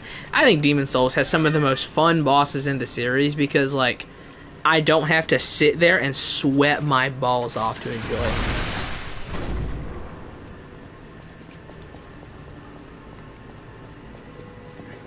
Like, the Elden Ring mindset has infected people so much that they now think that Bloodborne has a terrible boss roster. Like, do you see the problem here?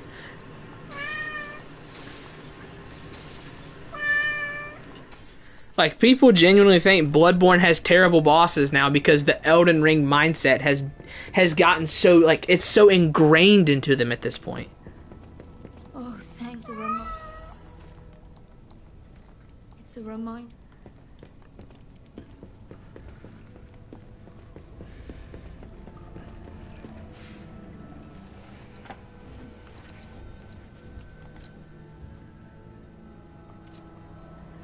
Like I said, sometimes it's good to gatekeep.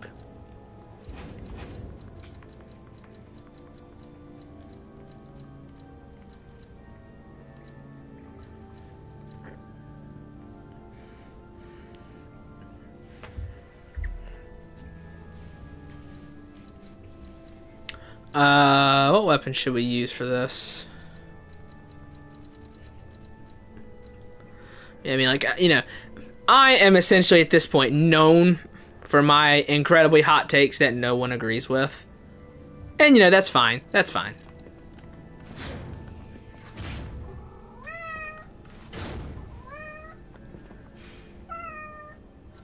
You know, no one agrees with my hot takes, and that's okay. That's fine.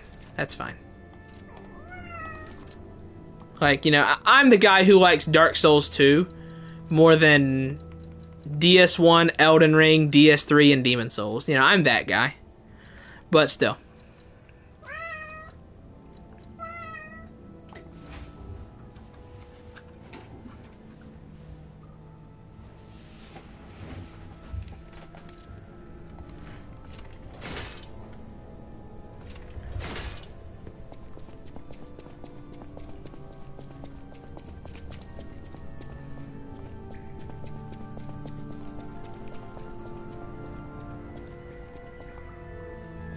Alright, this is going to be Archbishop, I believe.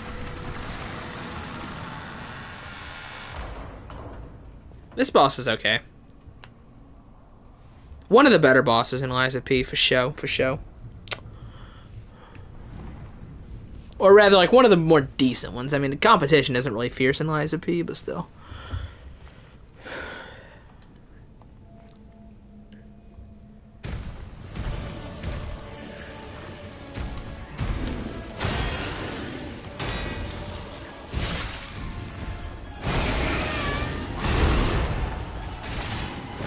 Extend that.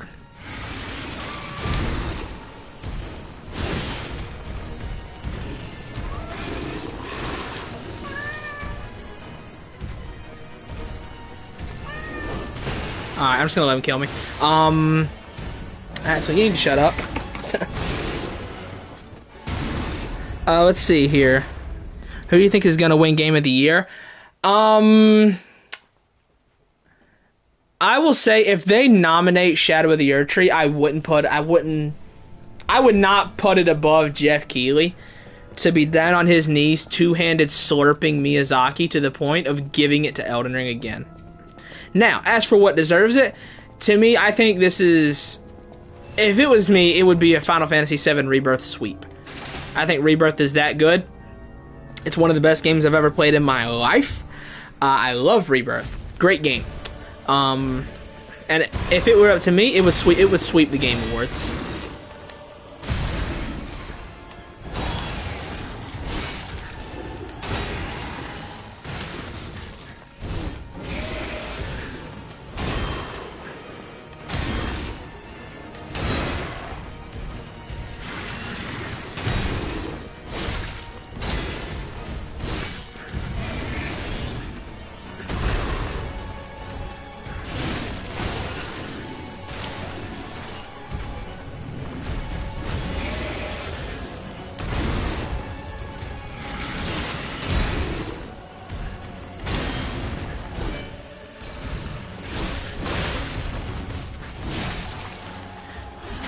I don't think Black Myth Wukong is winning. I don't either.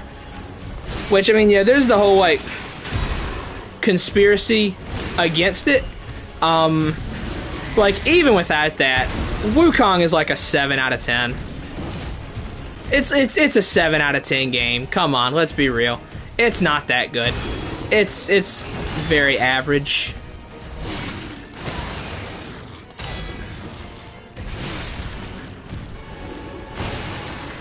I'm too busy looking at my phone. I'm getting hit by stupid stuff.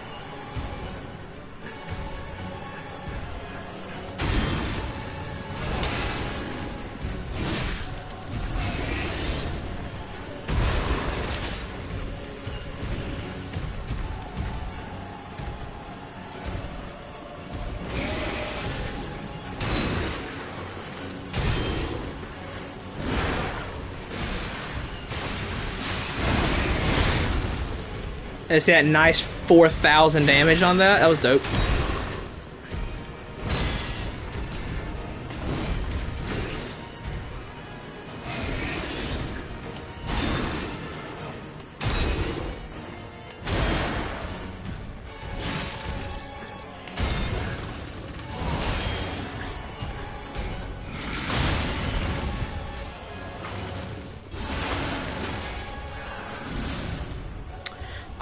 It's probably gonna be Dragon Age. There is no way it's Dragon Age. There is legitimately no way. Because most people don't like that game. There is literally no way. There's no shot it's Dragon Age. Because like, here's the thing. I'll say if Dragon Age was the same game except it was made by Naughty Dog, I think they would give it to it. But it's not gonna be Dragon Age. It's not. They don't have the Naughty Dog bias. They won't get it. I think the two that probably deserve it most are Final Fantasy VII Rebirth and Metaphor ReFantazio. Astro Bot will get nominated. I don't think Stellar Blade is going to get nominated. Wukong probably won't get nominated. I think Shadow of the Erd Tree is going to get nominated. I think it is.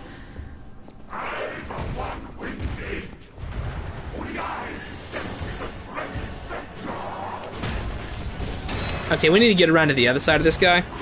Because fuck fighting this phase. Get on this side. There you go.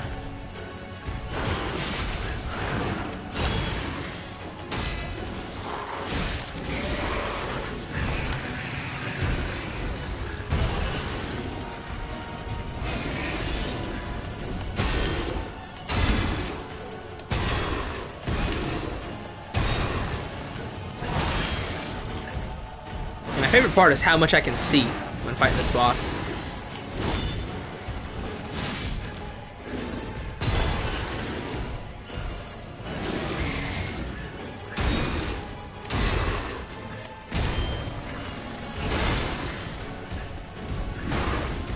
Like, this is an easy boss, just not on New Game Plus 3.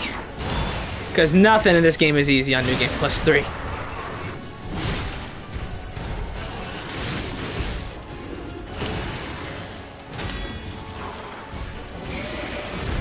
No, thank you. We're just gonna shot put that.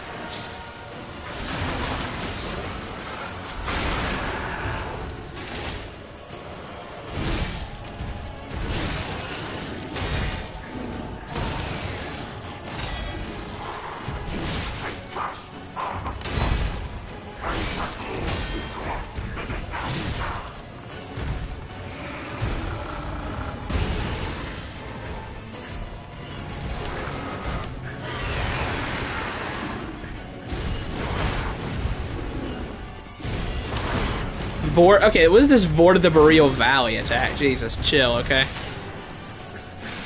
Oh, this is gonna hurt.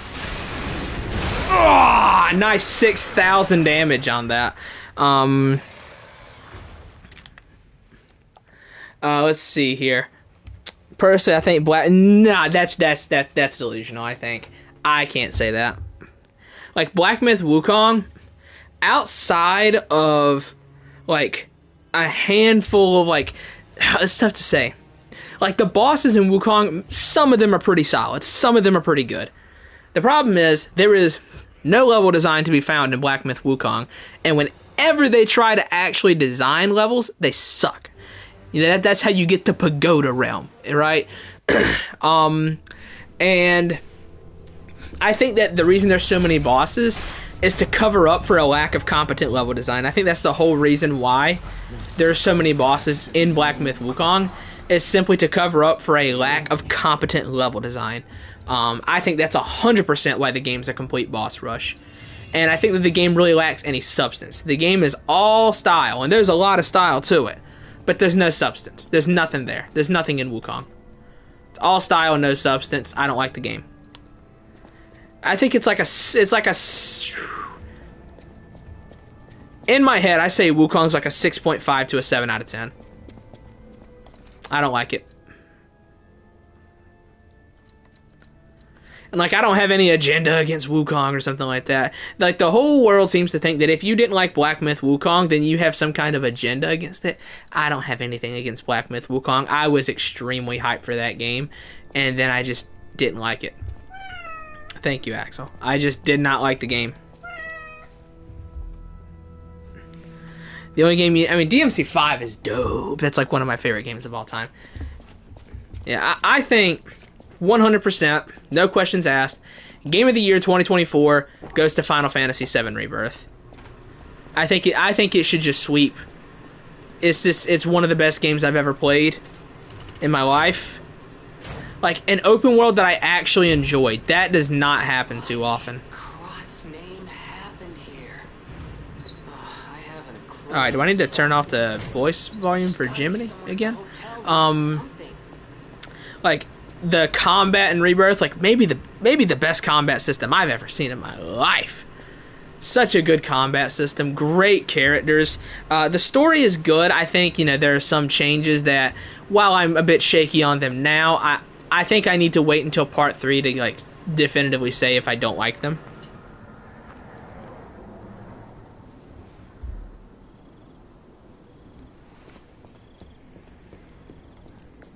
But overall, I think Rebirth is just so good.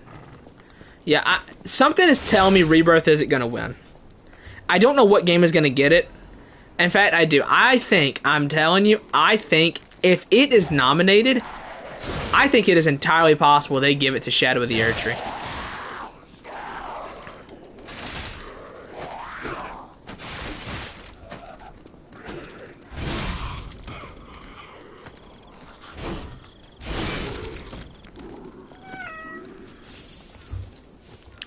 I think if they nominate it for Game of the Year, they're going to give it to Shadow of the Erdtree. Once, Crop was just a Shadow of the Erdtree is not good enough for it. It's just not. Before Elysian Like, Boulevard was built, this place, the level of design of the world itself was very good. However, it still had the same issues of lacking in content that the Lands Between had. While I think that the overall design, alright, stop yapping, Jiminy. While I think the overall design of the world was very good, I think that the game was lacking, or the DLC was lacking in content overall. The weapons were very good, though. I will agree with that. And I think that the bosses were also fairly lackluster.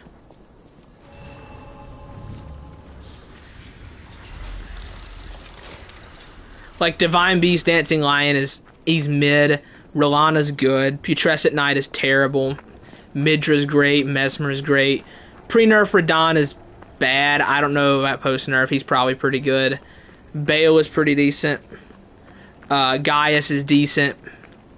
What are some other remembrances? Shadow Tree Avatar is just mid. Metter is terrible.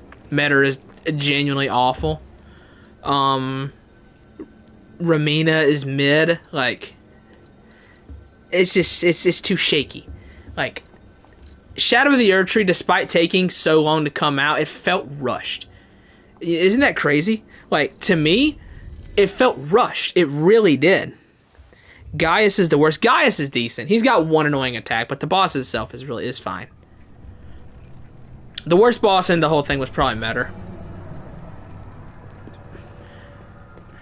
Like, Yaram in the Discord made a great point, which is, like, it feels like they spent, like, 2 years with the best open world design possible. Like, there's no open world that is as intricate and as layered as Shadow of the Erdtree. They spent 2 years nailing how to design it.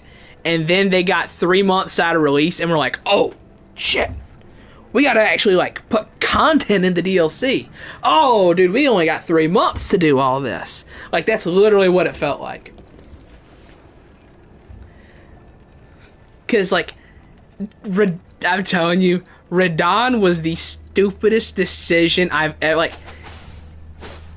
lore-wise, anyone made more sense besides Radon. Everyone made more sense than Radon. You had the setup for Godwin. It was there. And you just didn't do anything with it. And if we're talking about Mikola wanting to revive someone, it made infinitely more sense to revive Millennia. She would do what he said anyway. And if Radon is so much stronger than Millennia, because, oh, he's the strongest, he should be the consort, well, then why did he send Millennia to go beat Radon? Like, what? It doesn't make any sense.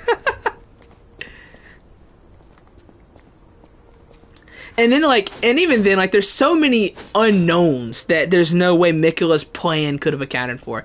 Like, you mean to tell me he sent Millennia to beat Radon, so that way, eventually, Radon could be killed by the Tarnished. Then he let himself get caught by Moog, so that way Moog could be killed by the Tarnished. And then he could put Radon's soul in Moog's body. Like, huh? What are you talking about, Mikola? Like, it's so stupid. Like, lore-wise, that DLC is a mess. Like, they finished that DLC within about 3 months. Like, they made the world design, and then they did everything else for the DLC in like 3 months. Like, lore-wise, it's a complete train wreck. Boss fight-wise, it's a complete train wreck. Content-wise, it's about as much of a train wreck as the base game. Like, it's just... what? Like, people get so shocked when I put Shadow of the Erdtree as, like, 5th best Souls DLC. But, like, can you blame me? Like, there's just too much nothing in the whole thing.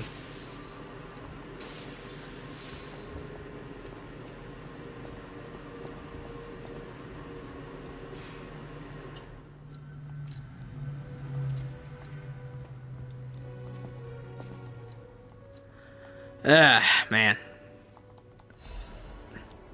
Shadow of the Erdtree annoys me. Oh, I still have I still have voices turned off because of Jiminy. Let me turn those back on.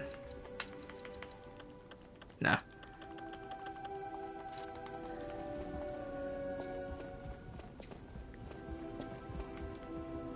Oh, I am the anyone with. However, it's up to you.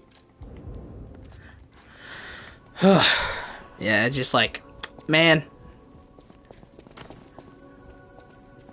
I wish Elden Ring was just good. I would just love it if Elden Ring was good.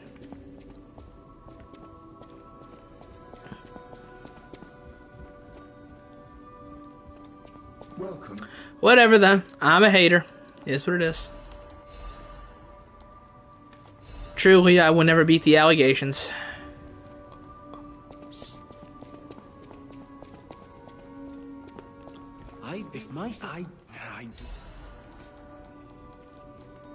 What I mean, of course. The trial. You're welcome. May I be? What? This is on the bridge. I can actually show the lighthouse. Elden Ring is indeed a masterpiece. I can't say that. I think Elden Ring is Elden Ring with Shadow of the Erdtree is at best like a 7 out of 10.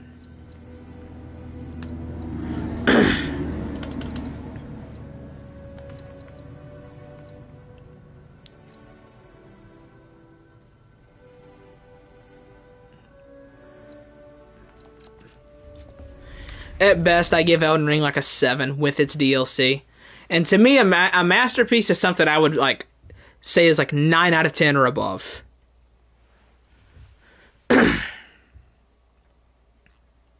Like Bloodborne, Sekiro, Final Fantasy VII, 7 Rebirth, like Hi-Fi Rush, Devil May Cry 5. Like, those are games I would call masterpieces.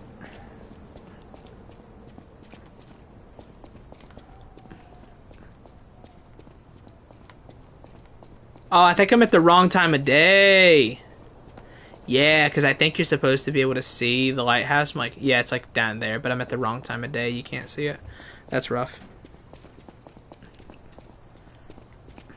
I mean, I don't like IGN either, you know. Oh, wrong one. Like, you know, you can't spell ignorant without IGN, as the ancient Mayans once said.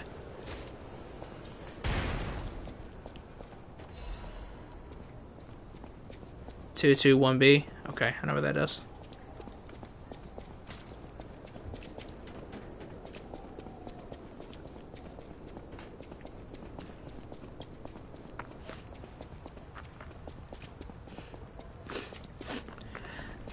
That's like, you know, everyone jumped on IGN because they gave they gave Dragon Ball Sparking Zero like a 7, and you know they got cooked on Twitter, and I posted in the Discord the meme image of just because you got cooked on Twitter doesn't mean you were wrong, okay?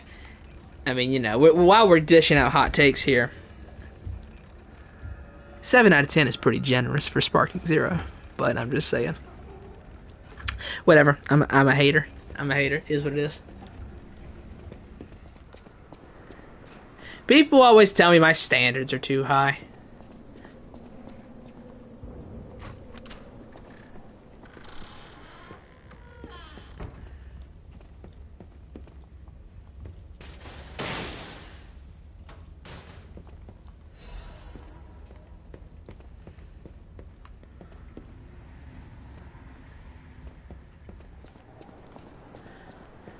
Like, you know, if games are going to be $70, then I expect like to feel like I got my money's worth out of it.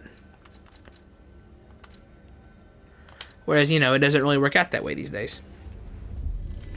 Sparking Zero is like a 6 out of 10. Don't kid yourself, buddy.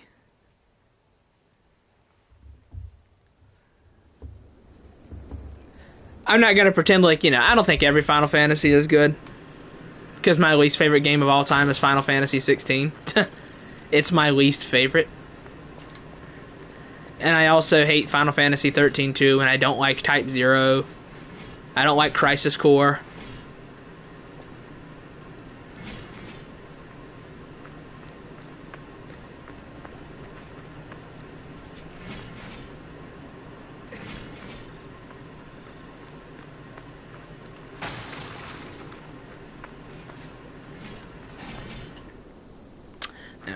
A lot of people are not used to my objectively correct takes. I know people aren't used to that, you know. You know, people aren't ready to understand when I say that Crown of the Iron King is better than Ring City. People aren't ready to hear that sort of thing, you know, and I understand that. I forgive you. When is the next final? Oh, I have no idea. Probably part 3 of Remake in 2027, if I had to guess. But other than that, I have no idea.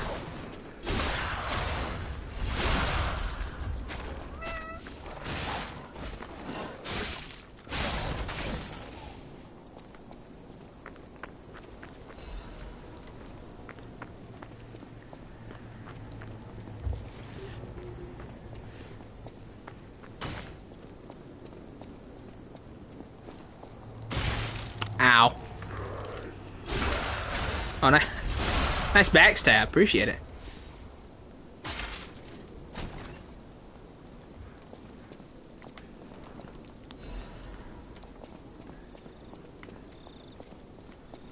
Okay.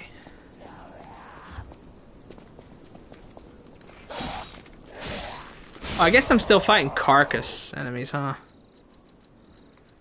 Give me this. That. Nice, appreciate it. And give me this too, just to be safe. We'll probably end the stream soon. I don't want to go for too much longer. I don't want to go for like 3 hours or something. We'll end it at the next bonfire.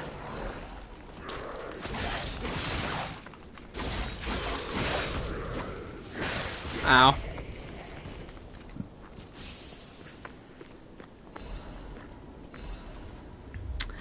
I can't agree with that, man. I can't, like... I think too many people dislike Dragon Age, and too many people, like... Oh my god, it's a rune bear. Too many people that aren't game journalists dislike that game. In fact, I would say the general public doesn't like that game.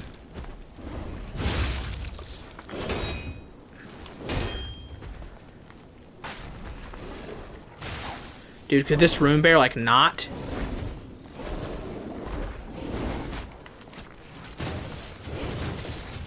Will that kill him? No, but it almost killed him.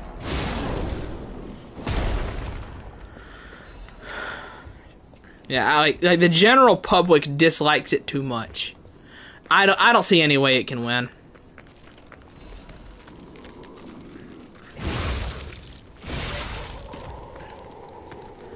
Now, I would not be surprised if it got nominated.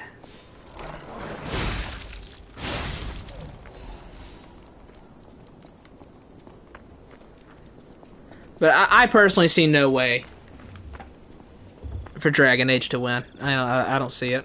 There's no shot.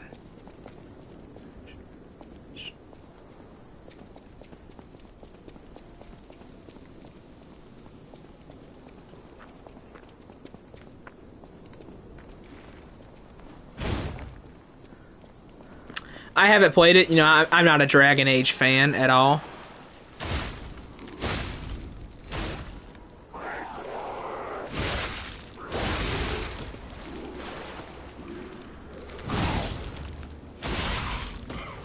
But I don't see how it could win.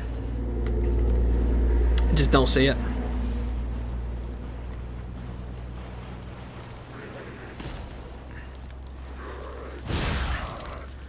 Like, you know, people would say, well, most people didn't like The Last of Us Part 2, which myself included. I didn't like that game. But, like, that's also made by Naughty Dog. Naughty Dog, like, it doesn't matter what Naughty Dog makes. They can literally release complete garbage and people will love it. Carmen, you're such a hater. I know. I'm aware. Like, it's just, Naughty Dog could release complete garbage and people would still love it. Because, I mean, outside of The Last of Us 1, they haven't made a great game since Jak and Daxter.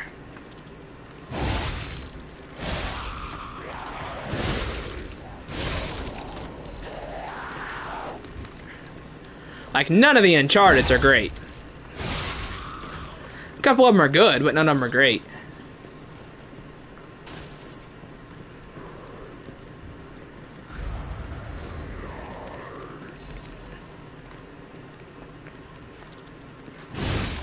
Okay, that's a tough one.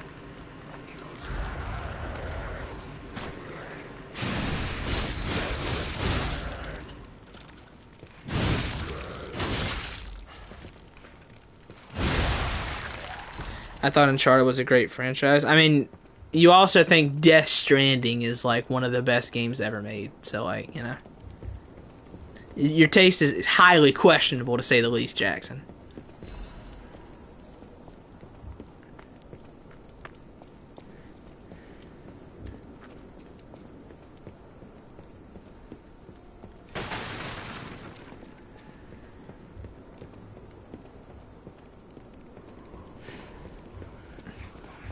Because it is. No, like, you can think Death Stranding has a good story and that it's a good experience, sure. But, I mean, Death Stranding is an objectively bad video game. It's a bad video game, you know. Sure, it can have a good story, but it has fundamentally failed at being a video game because it is not fun.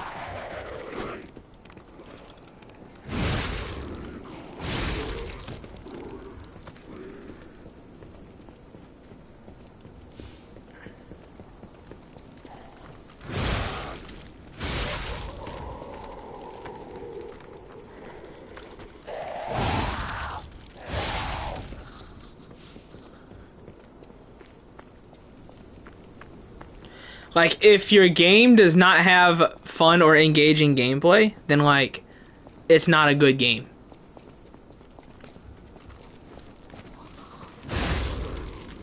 It's the most important part of every single video game, the gameplay. And if the game fails at, like, having competent gameplay, then it has fundamentally failed at being a video game.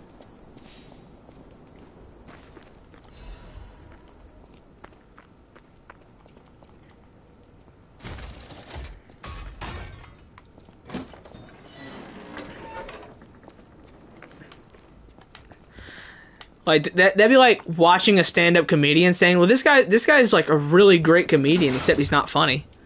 Like, that's literally what that is.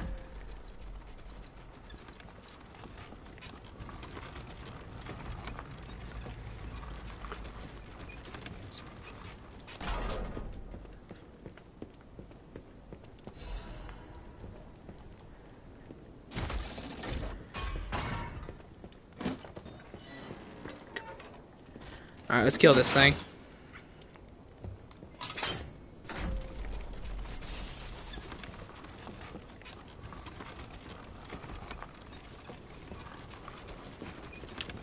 Oh wait, was that an item?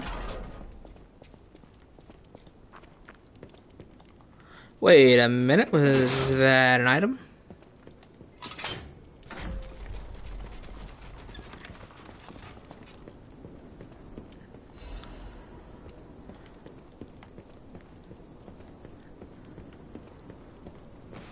It was an item. Nice, delicious. I don't know why I reacted so late to that, but it was in fact an item.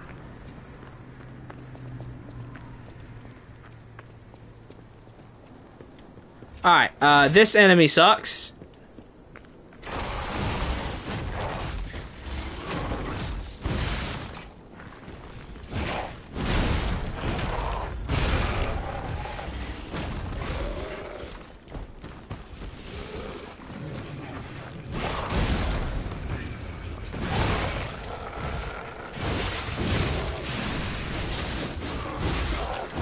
Ow, okay, cool. This thing's ridiculous, dude. Just block that.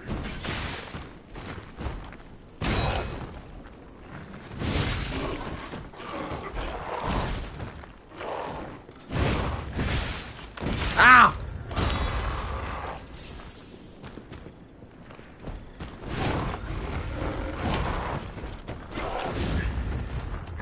Dude. I can't hit him! What is this?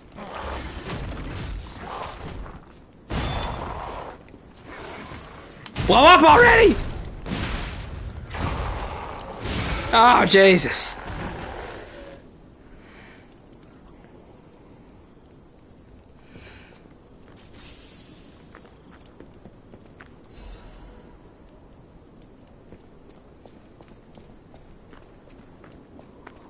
I hate that guy.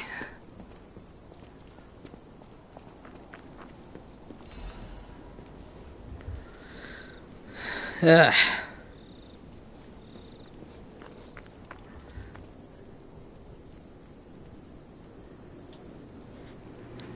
Let's see here. I can't imagine you're paying this thing into NG+3. I know. I'm glad I didn't fight him legit.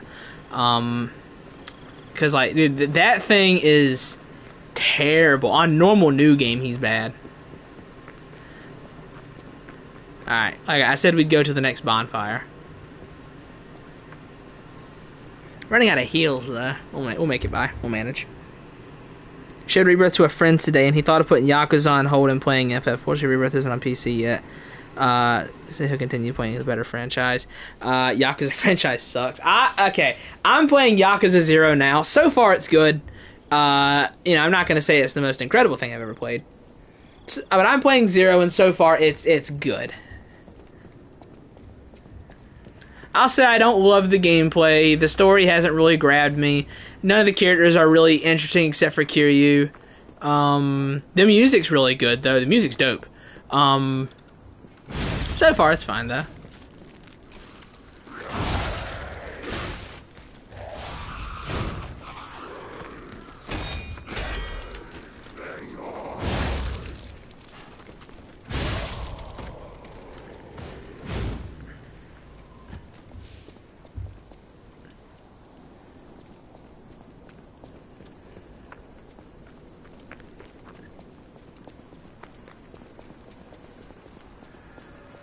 Yeah, I don't know exactly how long Yakuza 0 is, though, but, like, so far, I am on track to have that game finished by 2038. So, we're making good time.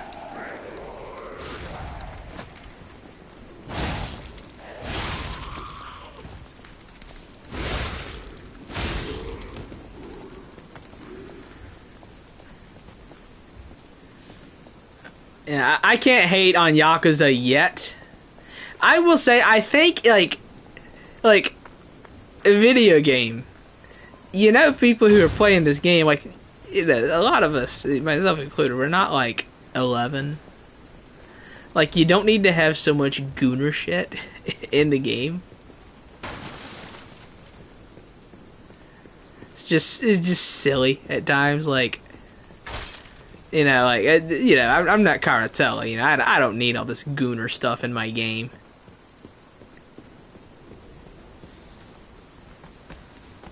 Solid playthrough takes around 50 hours. God, dude, I've played for like 3 hours.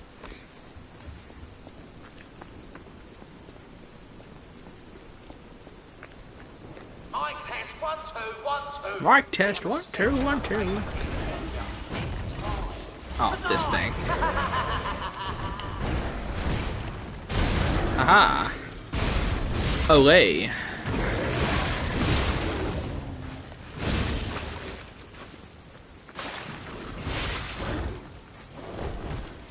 I need to kill this thing.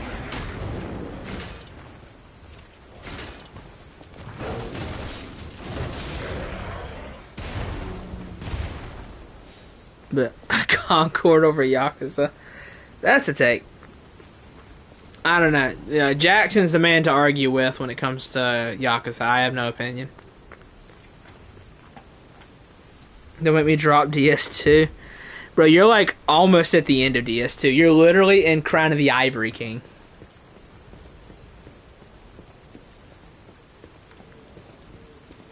Now, here's a safety reminder for all the malcontents of the Marlon district. A nasty puppet has invaded our territory. Dude, he's British. It's disgusting. What was that laugh? Chat, he's less than human. Mods, crush the skull. Thank you. Hello, Comet. You've missed a fair bit of hating today, Comet. So just, the usual stuff, but still. I've just been up to my usual hating shenanigans.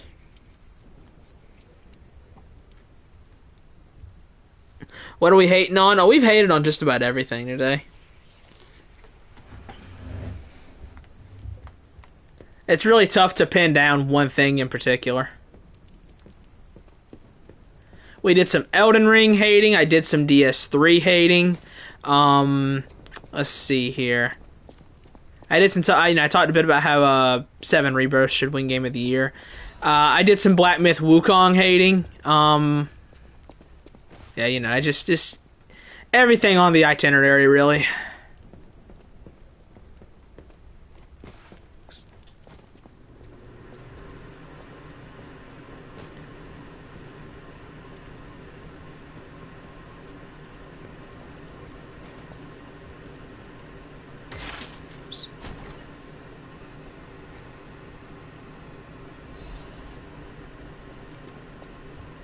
Oh, I should have went up, not down, huh? I should have thought about that. Okay.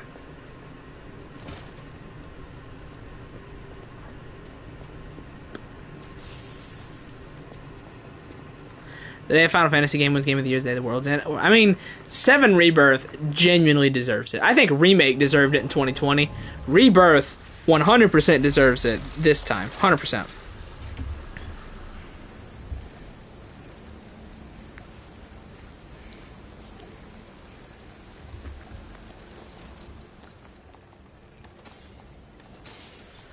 Like, if they had sense at the Game Awards, Rebirth would sweep. Rebirth would 100% sweep the show if they had any sense. Alright, I want to go and get whatever was on the top. I should have went up. I didn't think to do it. Couple of games PS Plus. I always recommend Remake is the best place to start. I always say it. Remake is, if you never played a Final Fantasy, Remake is the best starting point. Because it's action-based, and it's a good way to just kind of see what the series is like without having to commit to playing a 60-hour turn-based JRPG. Remakes, yeah, Final Fantasy VII Remake.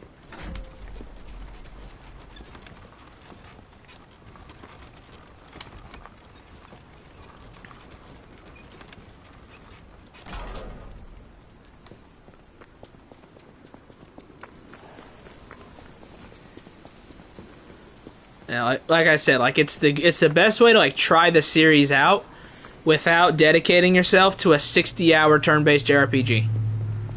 Which I am someone who does not usually like JRPGs, funnily enough.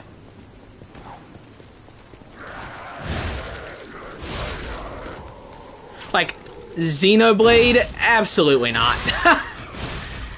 Like, will I ever play Xenoblade? Absolutely not. No. No shot.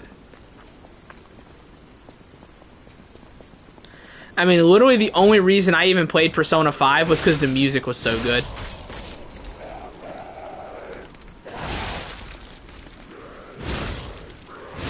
That was the only reason I had even played that game.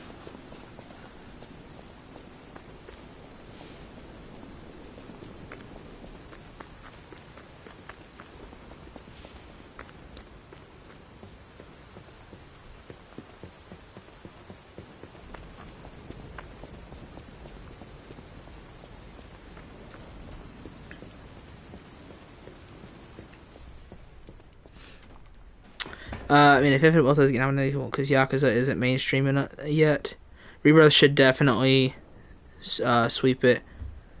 Now, yeah, I agree. Like, nothing really comes close to Rebirth. Like, the music is the best. The gameplay was the best. Story was very good. I'm not going to say it was, like, you know, okay, I loved it. I did. And I think I need to wait until Part 3 to definitively decide whether or not I think some of those changes were great. So far, though, I will say I like it. Characters were great. Best performance, I would give that to Cody Christian for Cloud. I would give it to Cody. Or Barrett. The guy who played Barrett.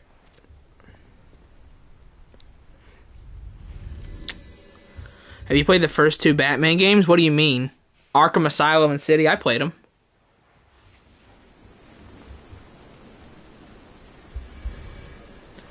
The gameplay ain't that good? Nah, dude. Rebirth's gameplay was, like, the best I've ever played. Like, it's, like, best gameplay systems ever. It's Rebirth, Devil May Cry 5, and Sekiro. Like, it's that good.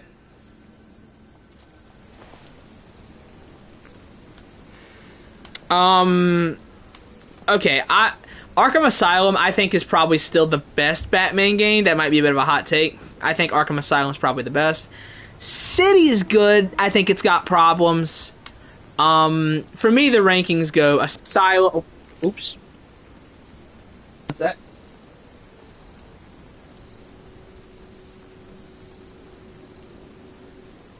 Oops. Didn't mean to. Didn't mean to bump my microphone there. For me, the ranking goes Asylum, Origins, City, Night. That's how I rank them. I don't think any of them are bad. I think they're all fun. But I think that Asylum is probably still the best. If you like Batman comics, and if you like Batman, just like everything to go with it, the Rogues Gallery, you know, I think Asylum is overall the best package. Then I would give it to Origins. Then I would give it to City. Then I would say Night. Night is just messy. I think that's the biggest issue. Batman Arkham Knight is very, very messy. But Asylum and City are both fun. I like them both.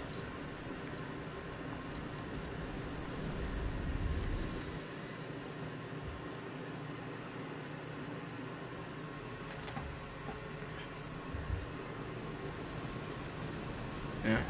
I know a lot of people really love to gas up Arkham City. I think Arkham City is fine? Question mark? I think it's just overrated. Like, I think Origins is just better, though. Like, I don't know. I just think Arkham Origins is just better than City. I also actually prefer the voice cast in Arkham Origins. I know a lot of people love Kevin Conroy as Batman and Mark Hamill as the Joker, but hear me out. Hear me out. I prefer Troy Baker and Roger Craig Smith. I think that Roger Craig Smith's voice sounds more natural for Batman, and I think I just prefer the way Troy Baker delivers lines than Mark Hamill. They do it in a very similar way, but I do overall prefer the way Troy Baker does it. So yeah, you know, the hot takes never cease.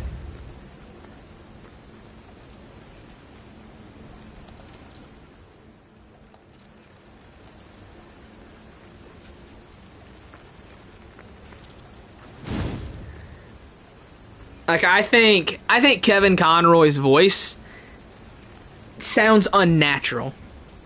I think that's kind of my issue with his Batman. I think he sounds unnatural. But like I always say, man, I'm just a hater. Just saying.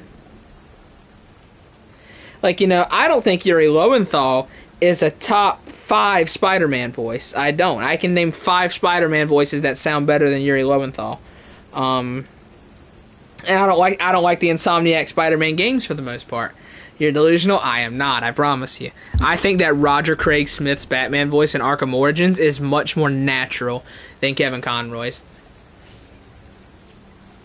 I dare say Kevin sounds stilted in some way. Like he sounds he's constantly holding a voice. Like he's this is not meant to be a Kevin Conroy impression, but like he sounds like he's constantly holding his breath and talking. He sounds like he's holding his breath and talking with every line he says. Like he sounds so flat. I don't like Kevin Conroy's Batman voice very much. I don't. Like he just sounds like he's constantly holding his breath when he talks.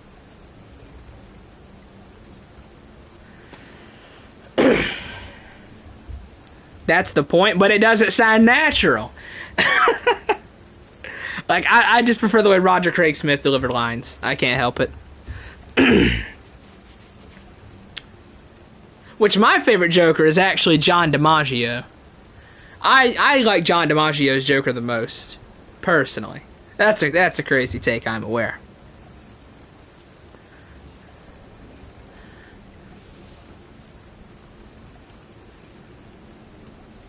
That's the way Batman sounds. Like when I'm reading like a Batman comic, the voice that I hear in my head is always Roger Craig Smith. That's who I hear in my head when I'm reading something from like related to Batman. I hear Roger Craig Smith. I don't hear Kevin.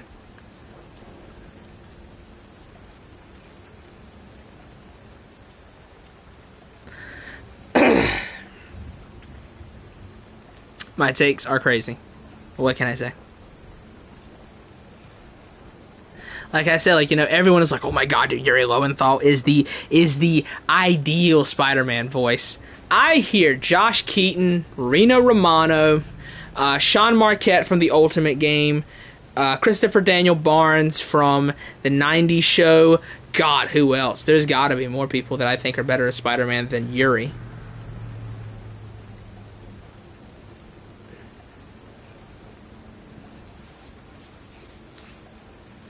Like, people, there's just a mainstream. DS3 is the worst Dark Souls. Dark Souls 1 is the worst Dark Souls, 100%. Dark Souls 1 is the worst one.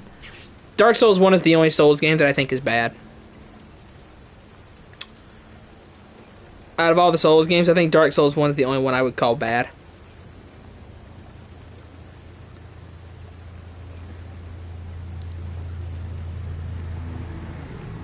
Which live-action Spider-Man is the best? We remove nostalgia from the picture. It's Andrew Garfield. You cannot like his movies. You cannot like his movies. I think Andrew Garfield was the best Spider-Man. And Tom Holland is by far and away the worst. And Across the Spider-Verse is the best Spider-Man movie.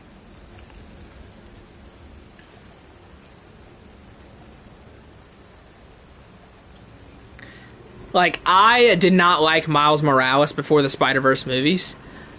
And I am now here to tell you that Across the Spider-Verse is the best Spider-Man movie. And it's not close. Like, there's a gap between 1 and 2. Number 2 is probably Spider-Man 2. Probably. But, there's a gap between those two.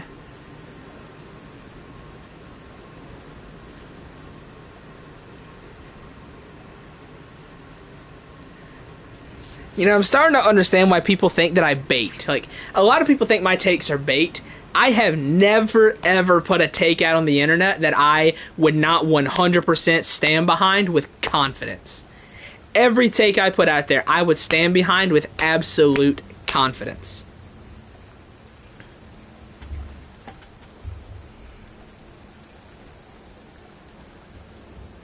And I think Andrew Garfield is the best Spider-Man. I did.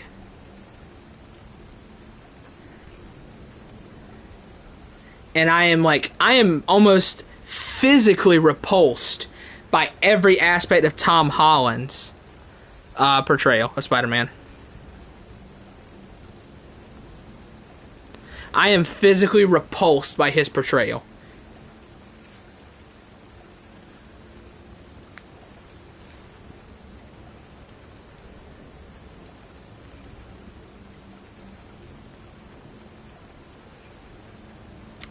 You know, a lot of people hate Andrew Garfield's Peter Parker, but to me, I liked it.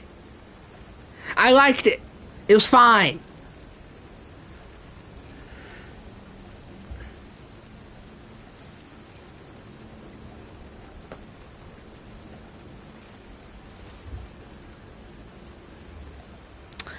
Yeah, just, you know. Just the hot take man doing hot take things.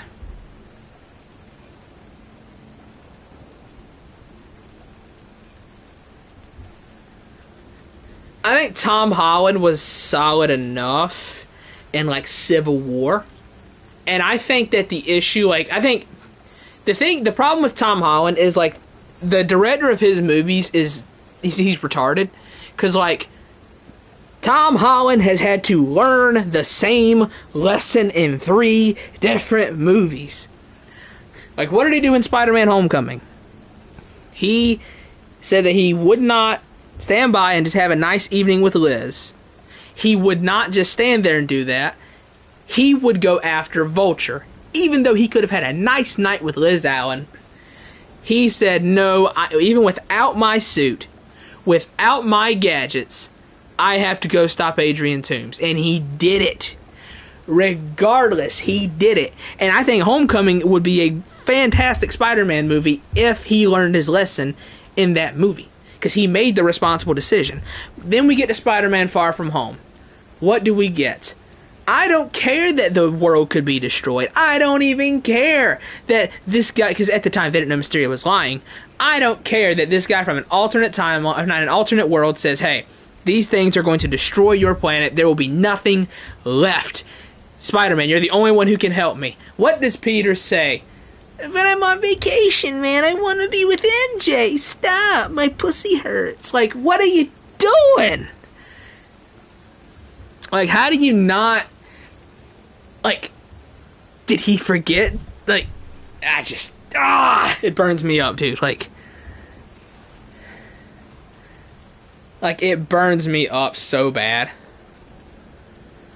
And then, like, you know, at the end of Far From Home, you know, it all happens. And then No Way Home, a lot of people love it.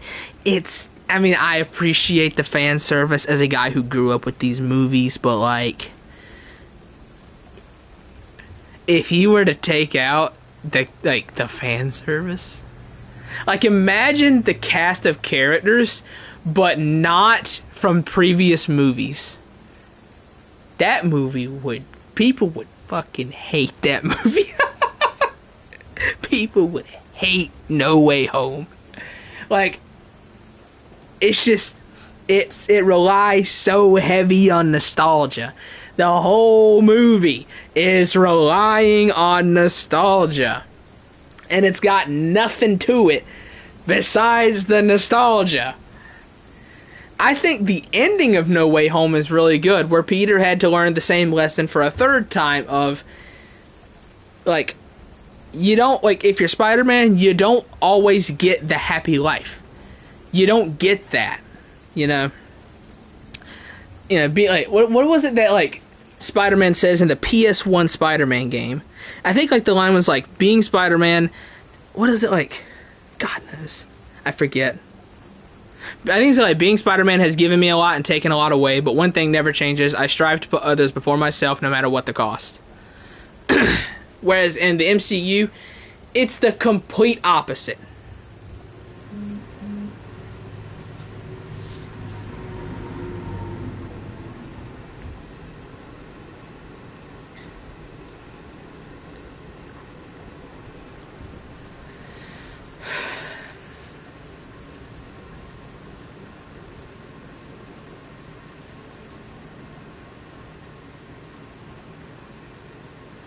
I don't know. I'm rambling. I'm yapping, dude, because I hate Tom Holland Spider-Man so much. It's just so bad. But the ending of No Way Home, it's a good setup. He makes the responsible decision. He decides he will never know these people, because he could have went right back to MJ and put her in the same situation that he did before, but he didn't do that, did he?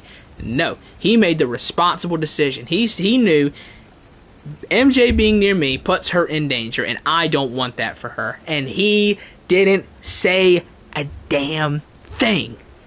And he left, and then he made his own suit, and then he struck out on his own. Like that is such a good setup. All you have to do is not fumble it. Like, they set him up so well. Because he made the responsible decision to say that, you know what, Strange, the only way to fix it is for everybody to forget me. And then he promises MJ that, you know, he'll help her remember him. And then when he's given the opportunity, he realizes it's not the best thing to do. It's not the right thing to do. It's not the responsible thing to do.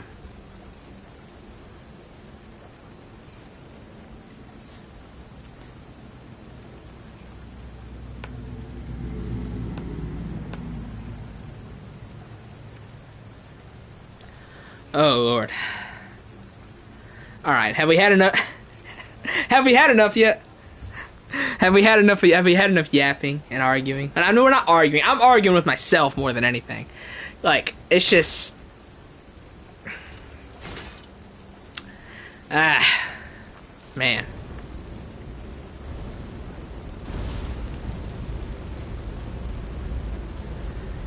Whew.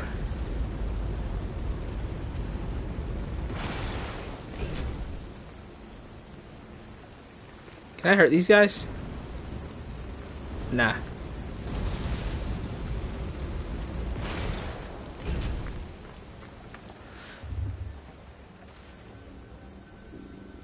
I forgot everything that happened to me right there. Exit theaters? Yeah, I mean, sure. Anyways, that's enough ranting and screaming to the heavens about just random things that nobody except for me and like 2 other people in the world care about. It was a neat stream. We'll try and come back, probably in a week, to be honest. It'll probably be a little bit before I come back for this. So yeah, anyways, I'm gonna go. Wait, that a little 398, 113 hours. Anyways, I'm gonna go ahead and get out of here. It was a good stream. Had fun. We did a lot of yapping in this stream. We sure did. The saltiest live stream yet, bro. What can I say? I'm a natural born hater, like Estelle, natural born of the void. I am just a natural born of hating. What can I say? Right? I run a group called the Hatocracy. All right, I don't really, but we're just gonna say that I do. There's a model viewer in this game. How long has there been a model viewer in this game? Has this always been here?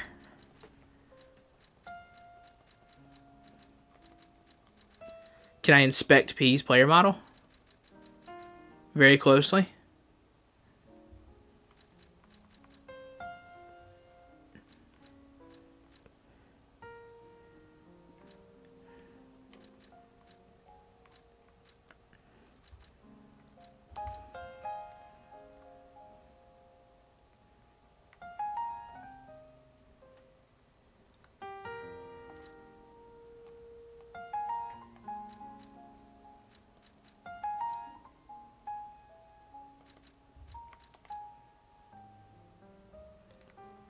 Too bad you can't press a button to, like, extend this weapon. Where's Luxasia? Chat, we found her. There you go, we found her. She's dummy thick. We got her. God, this design for Luxasia is so cool.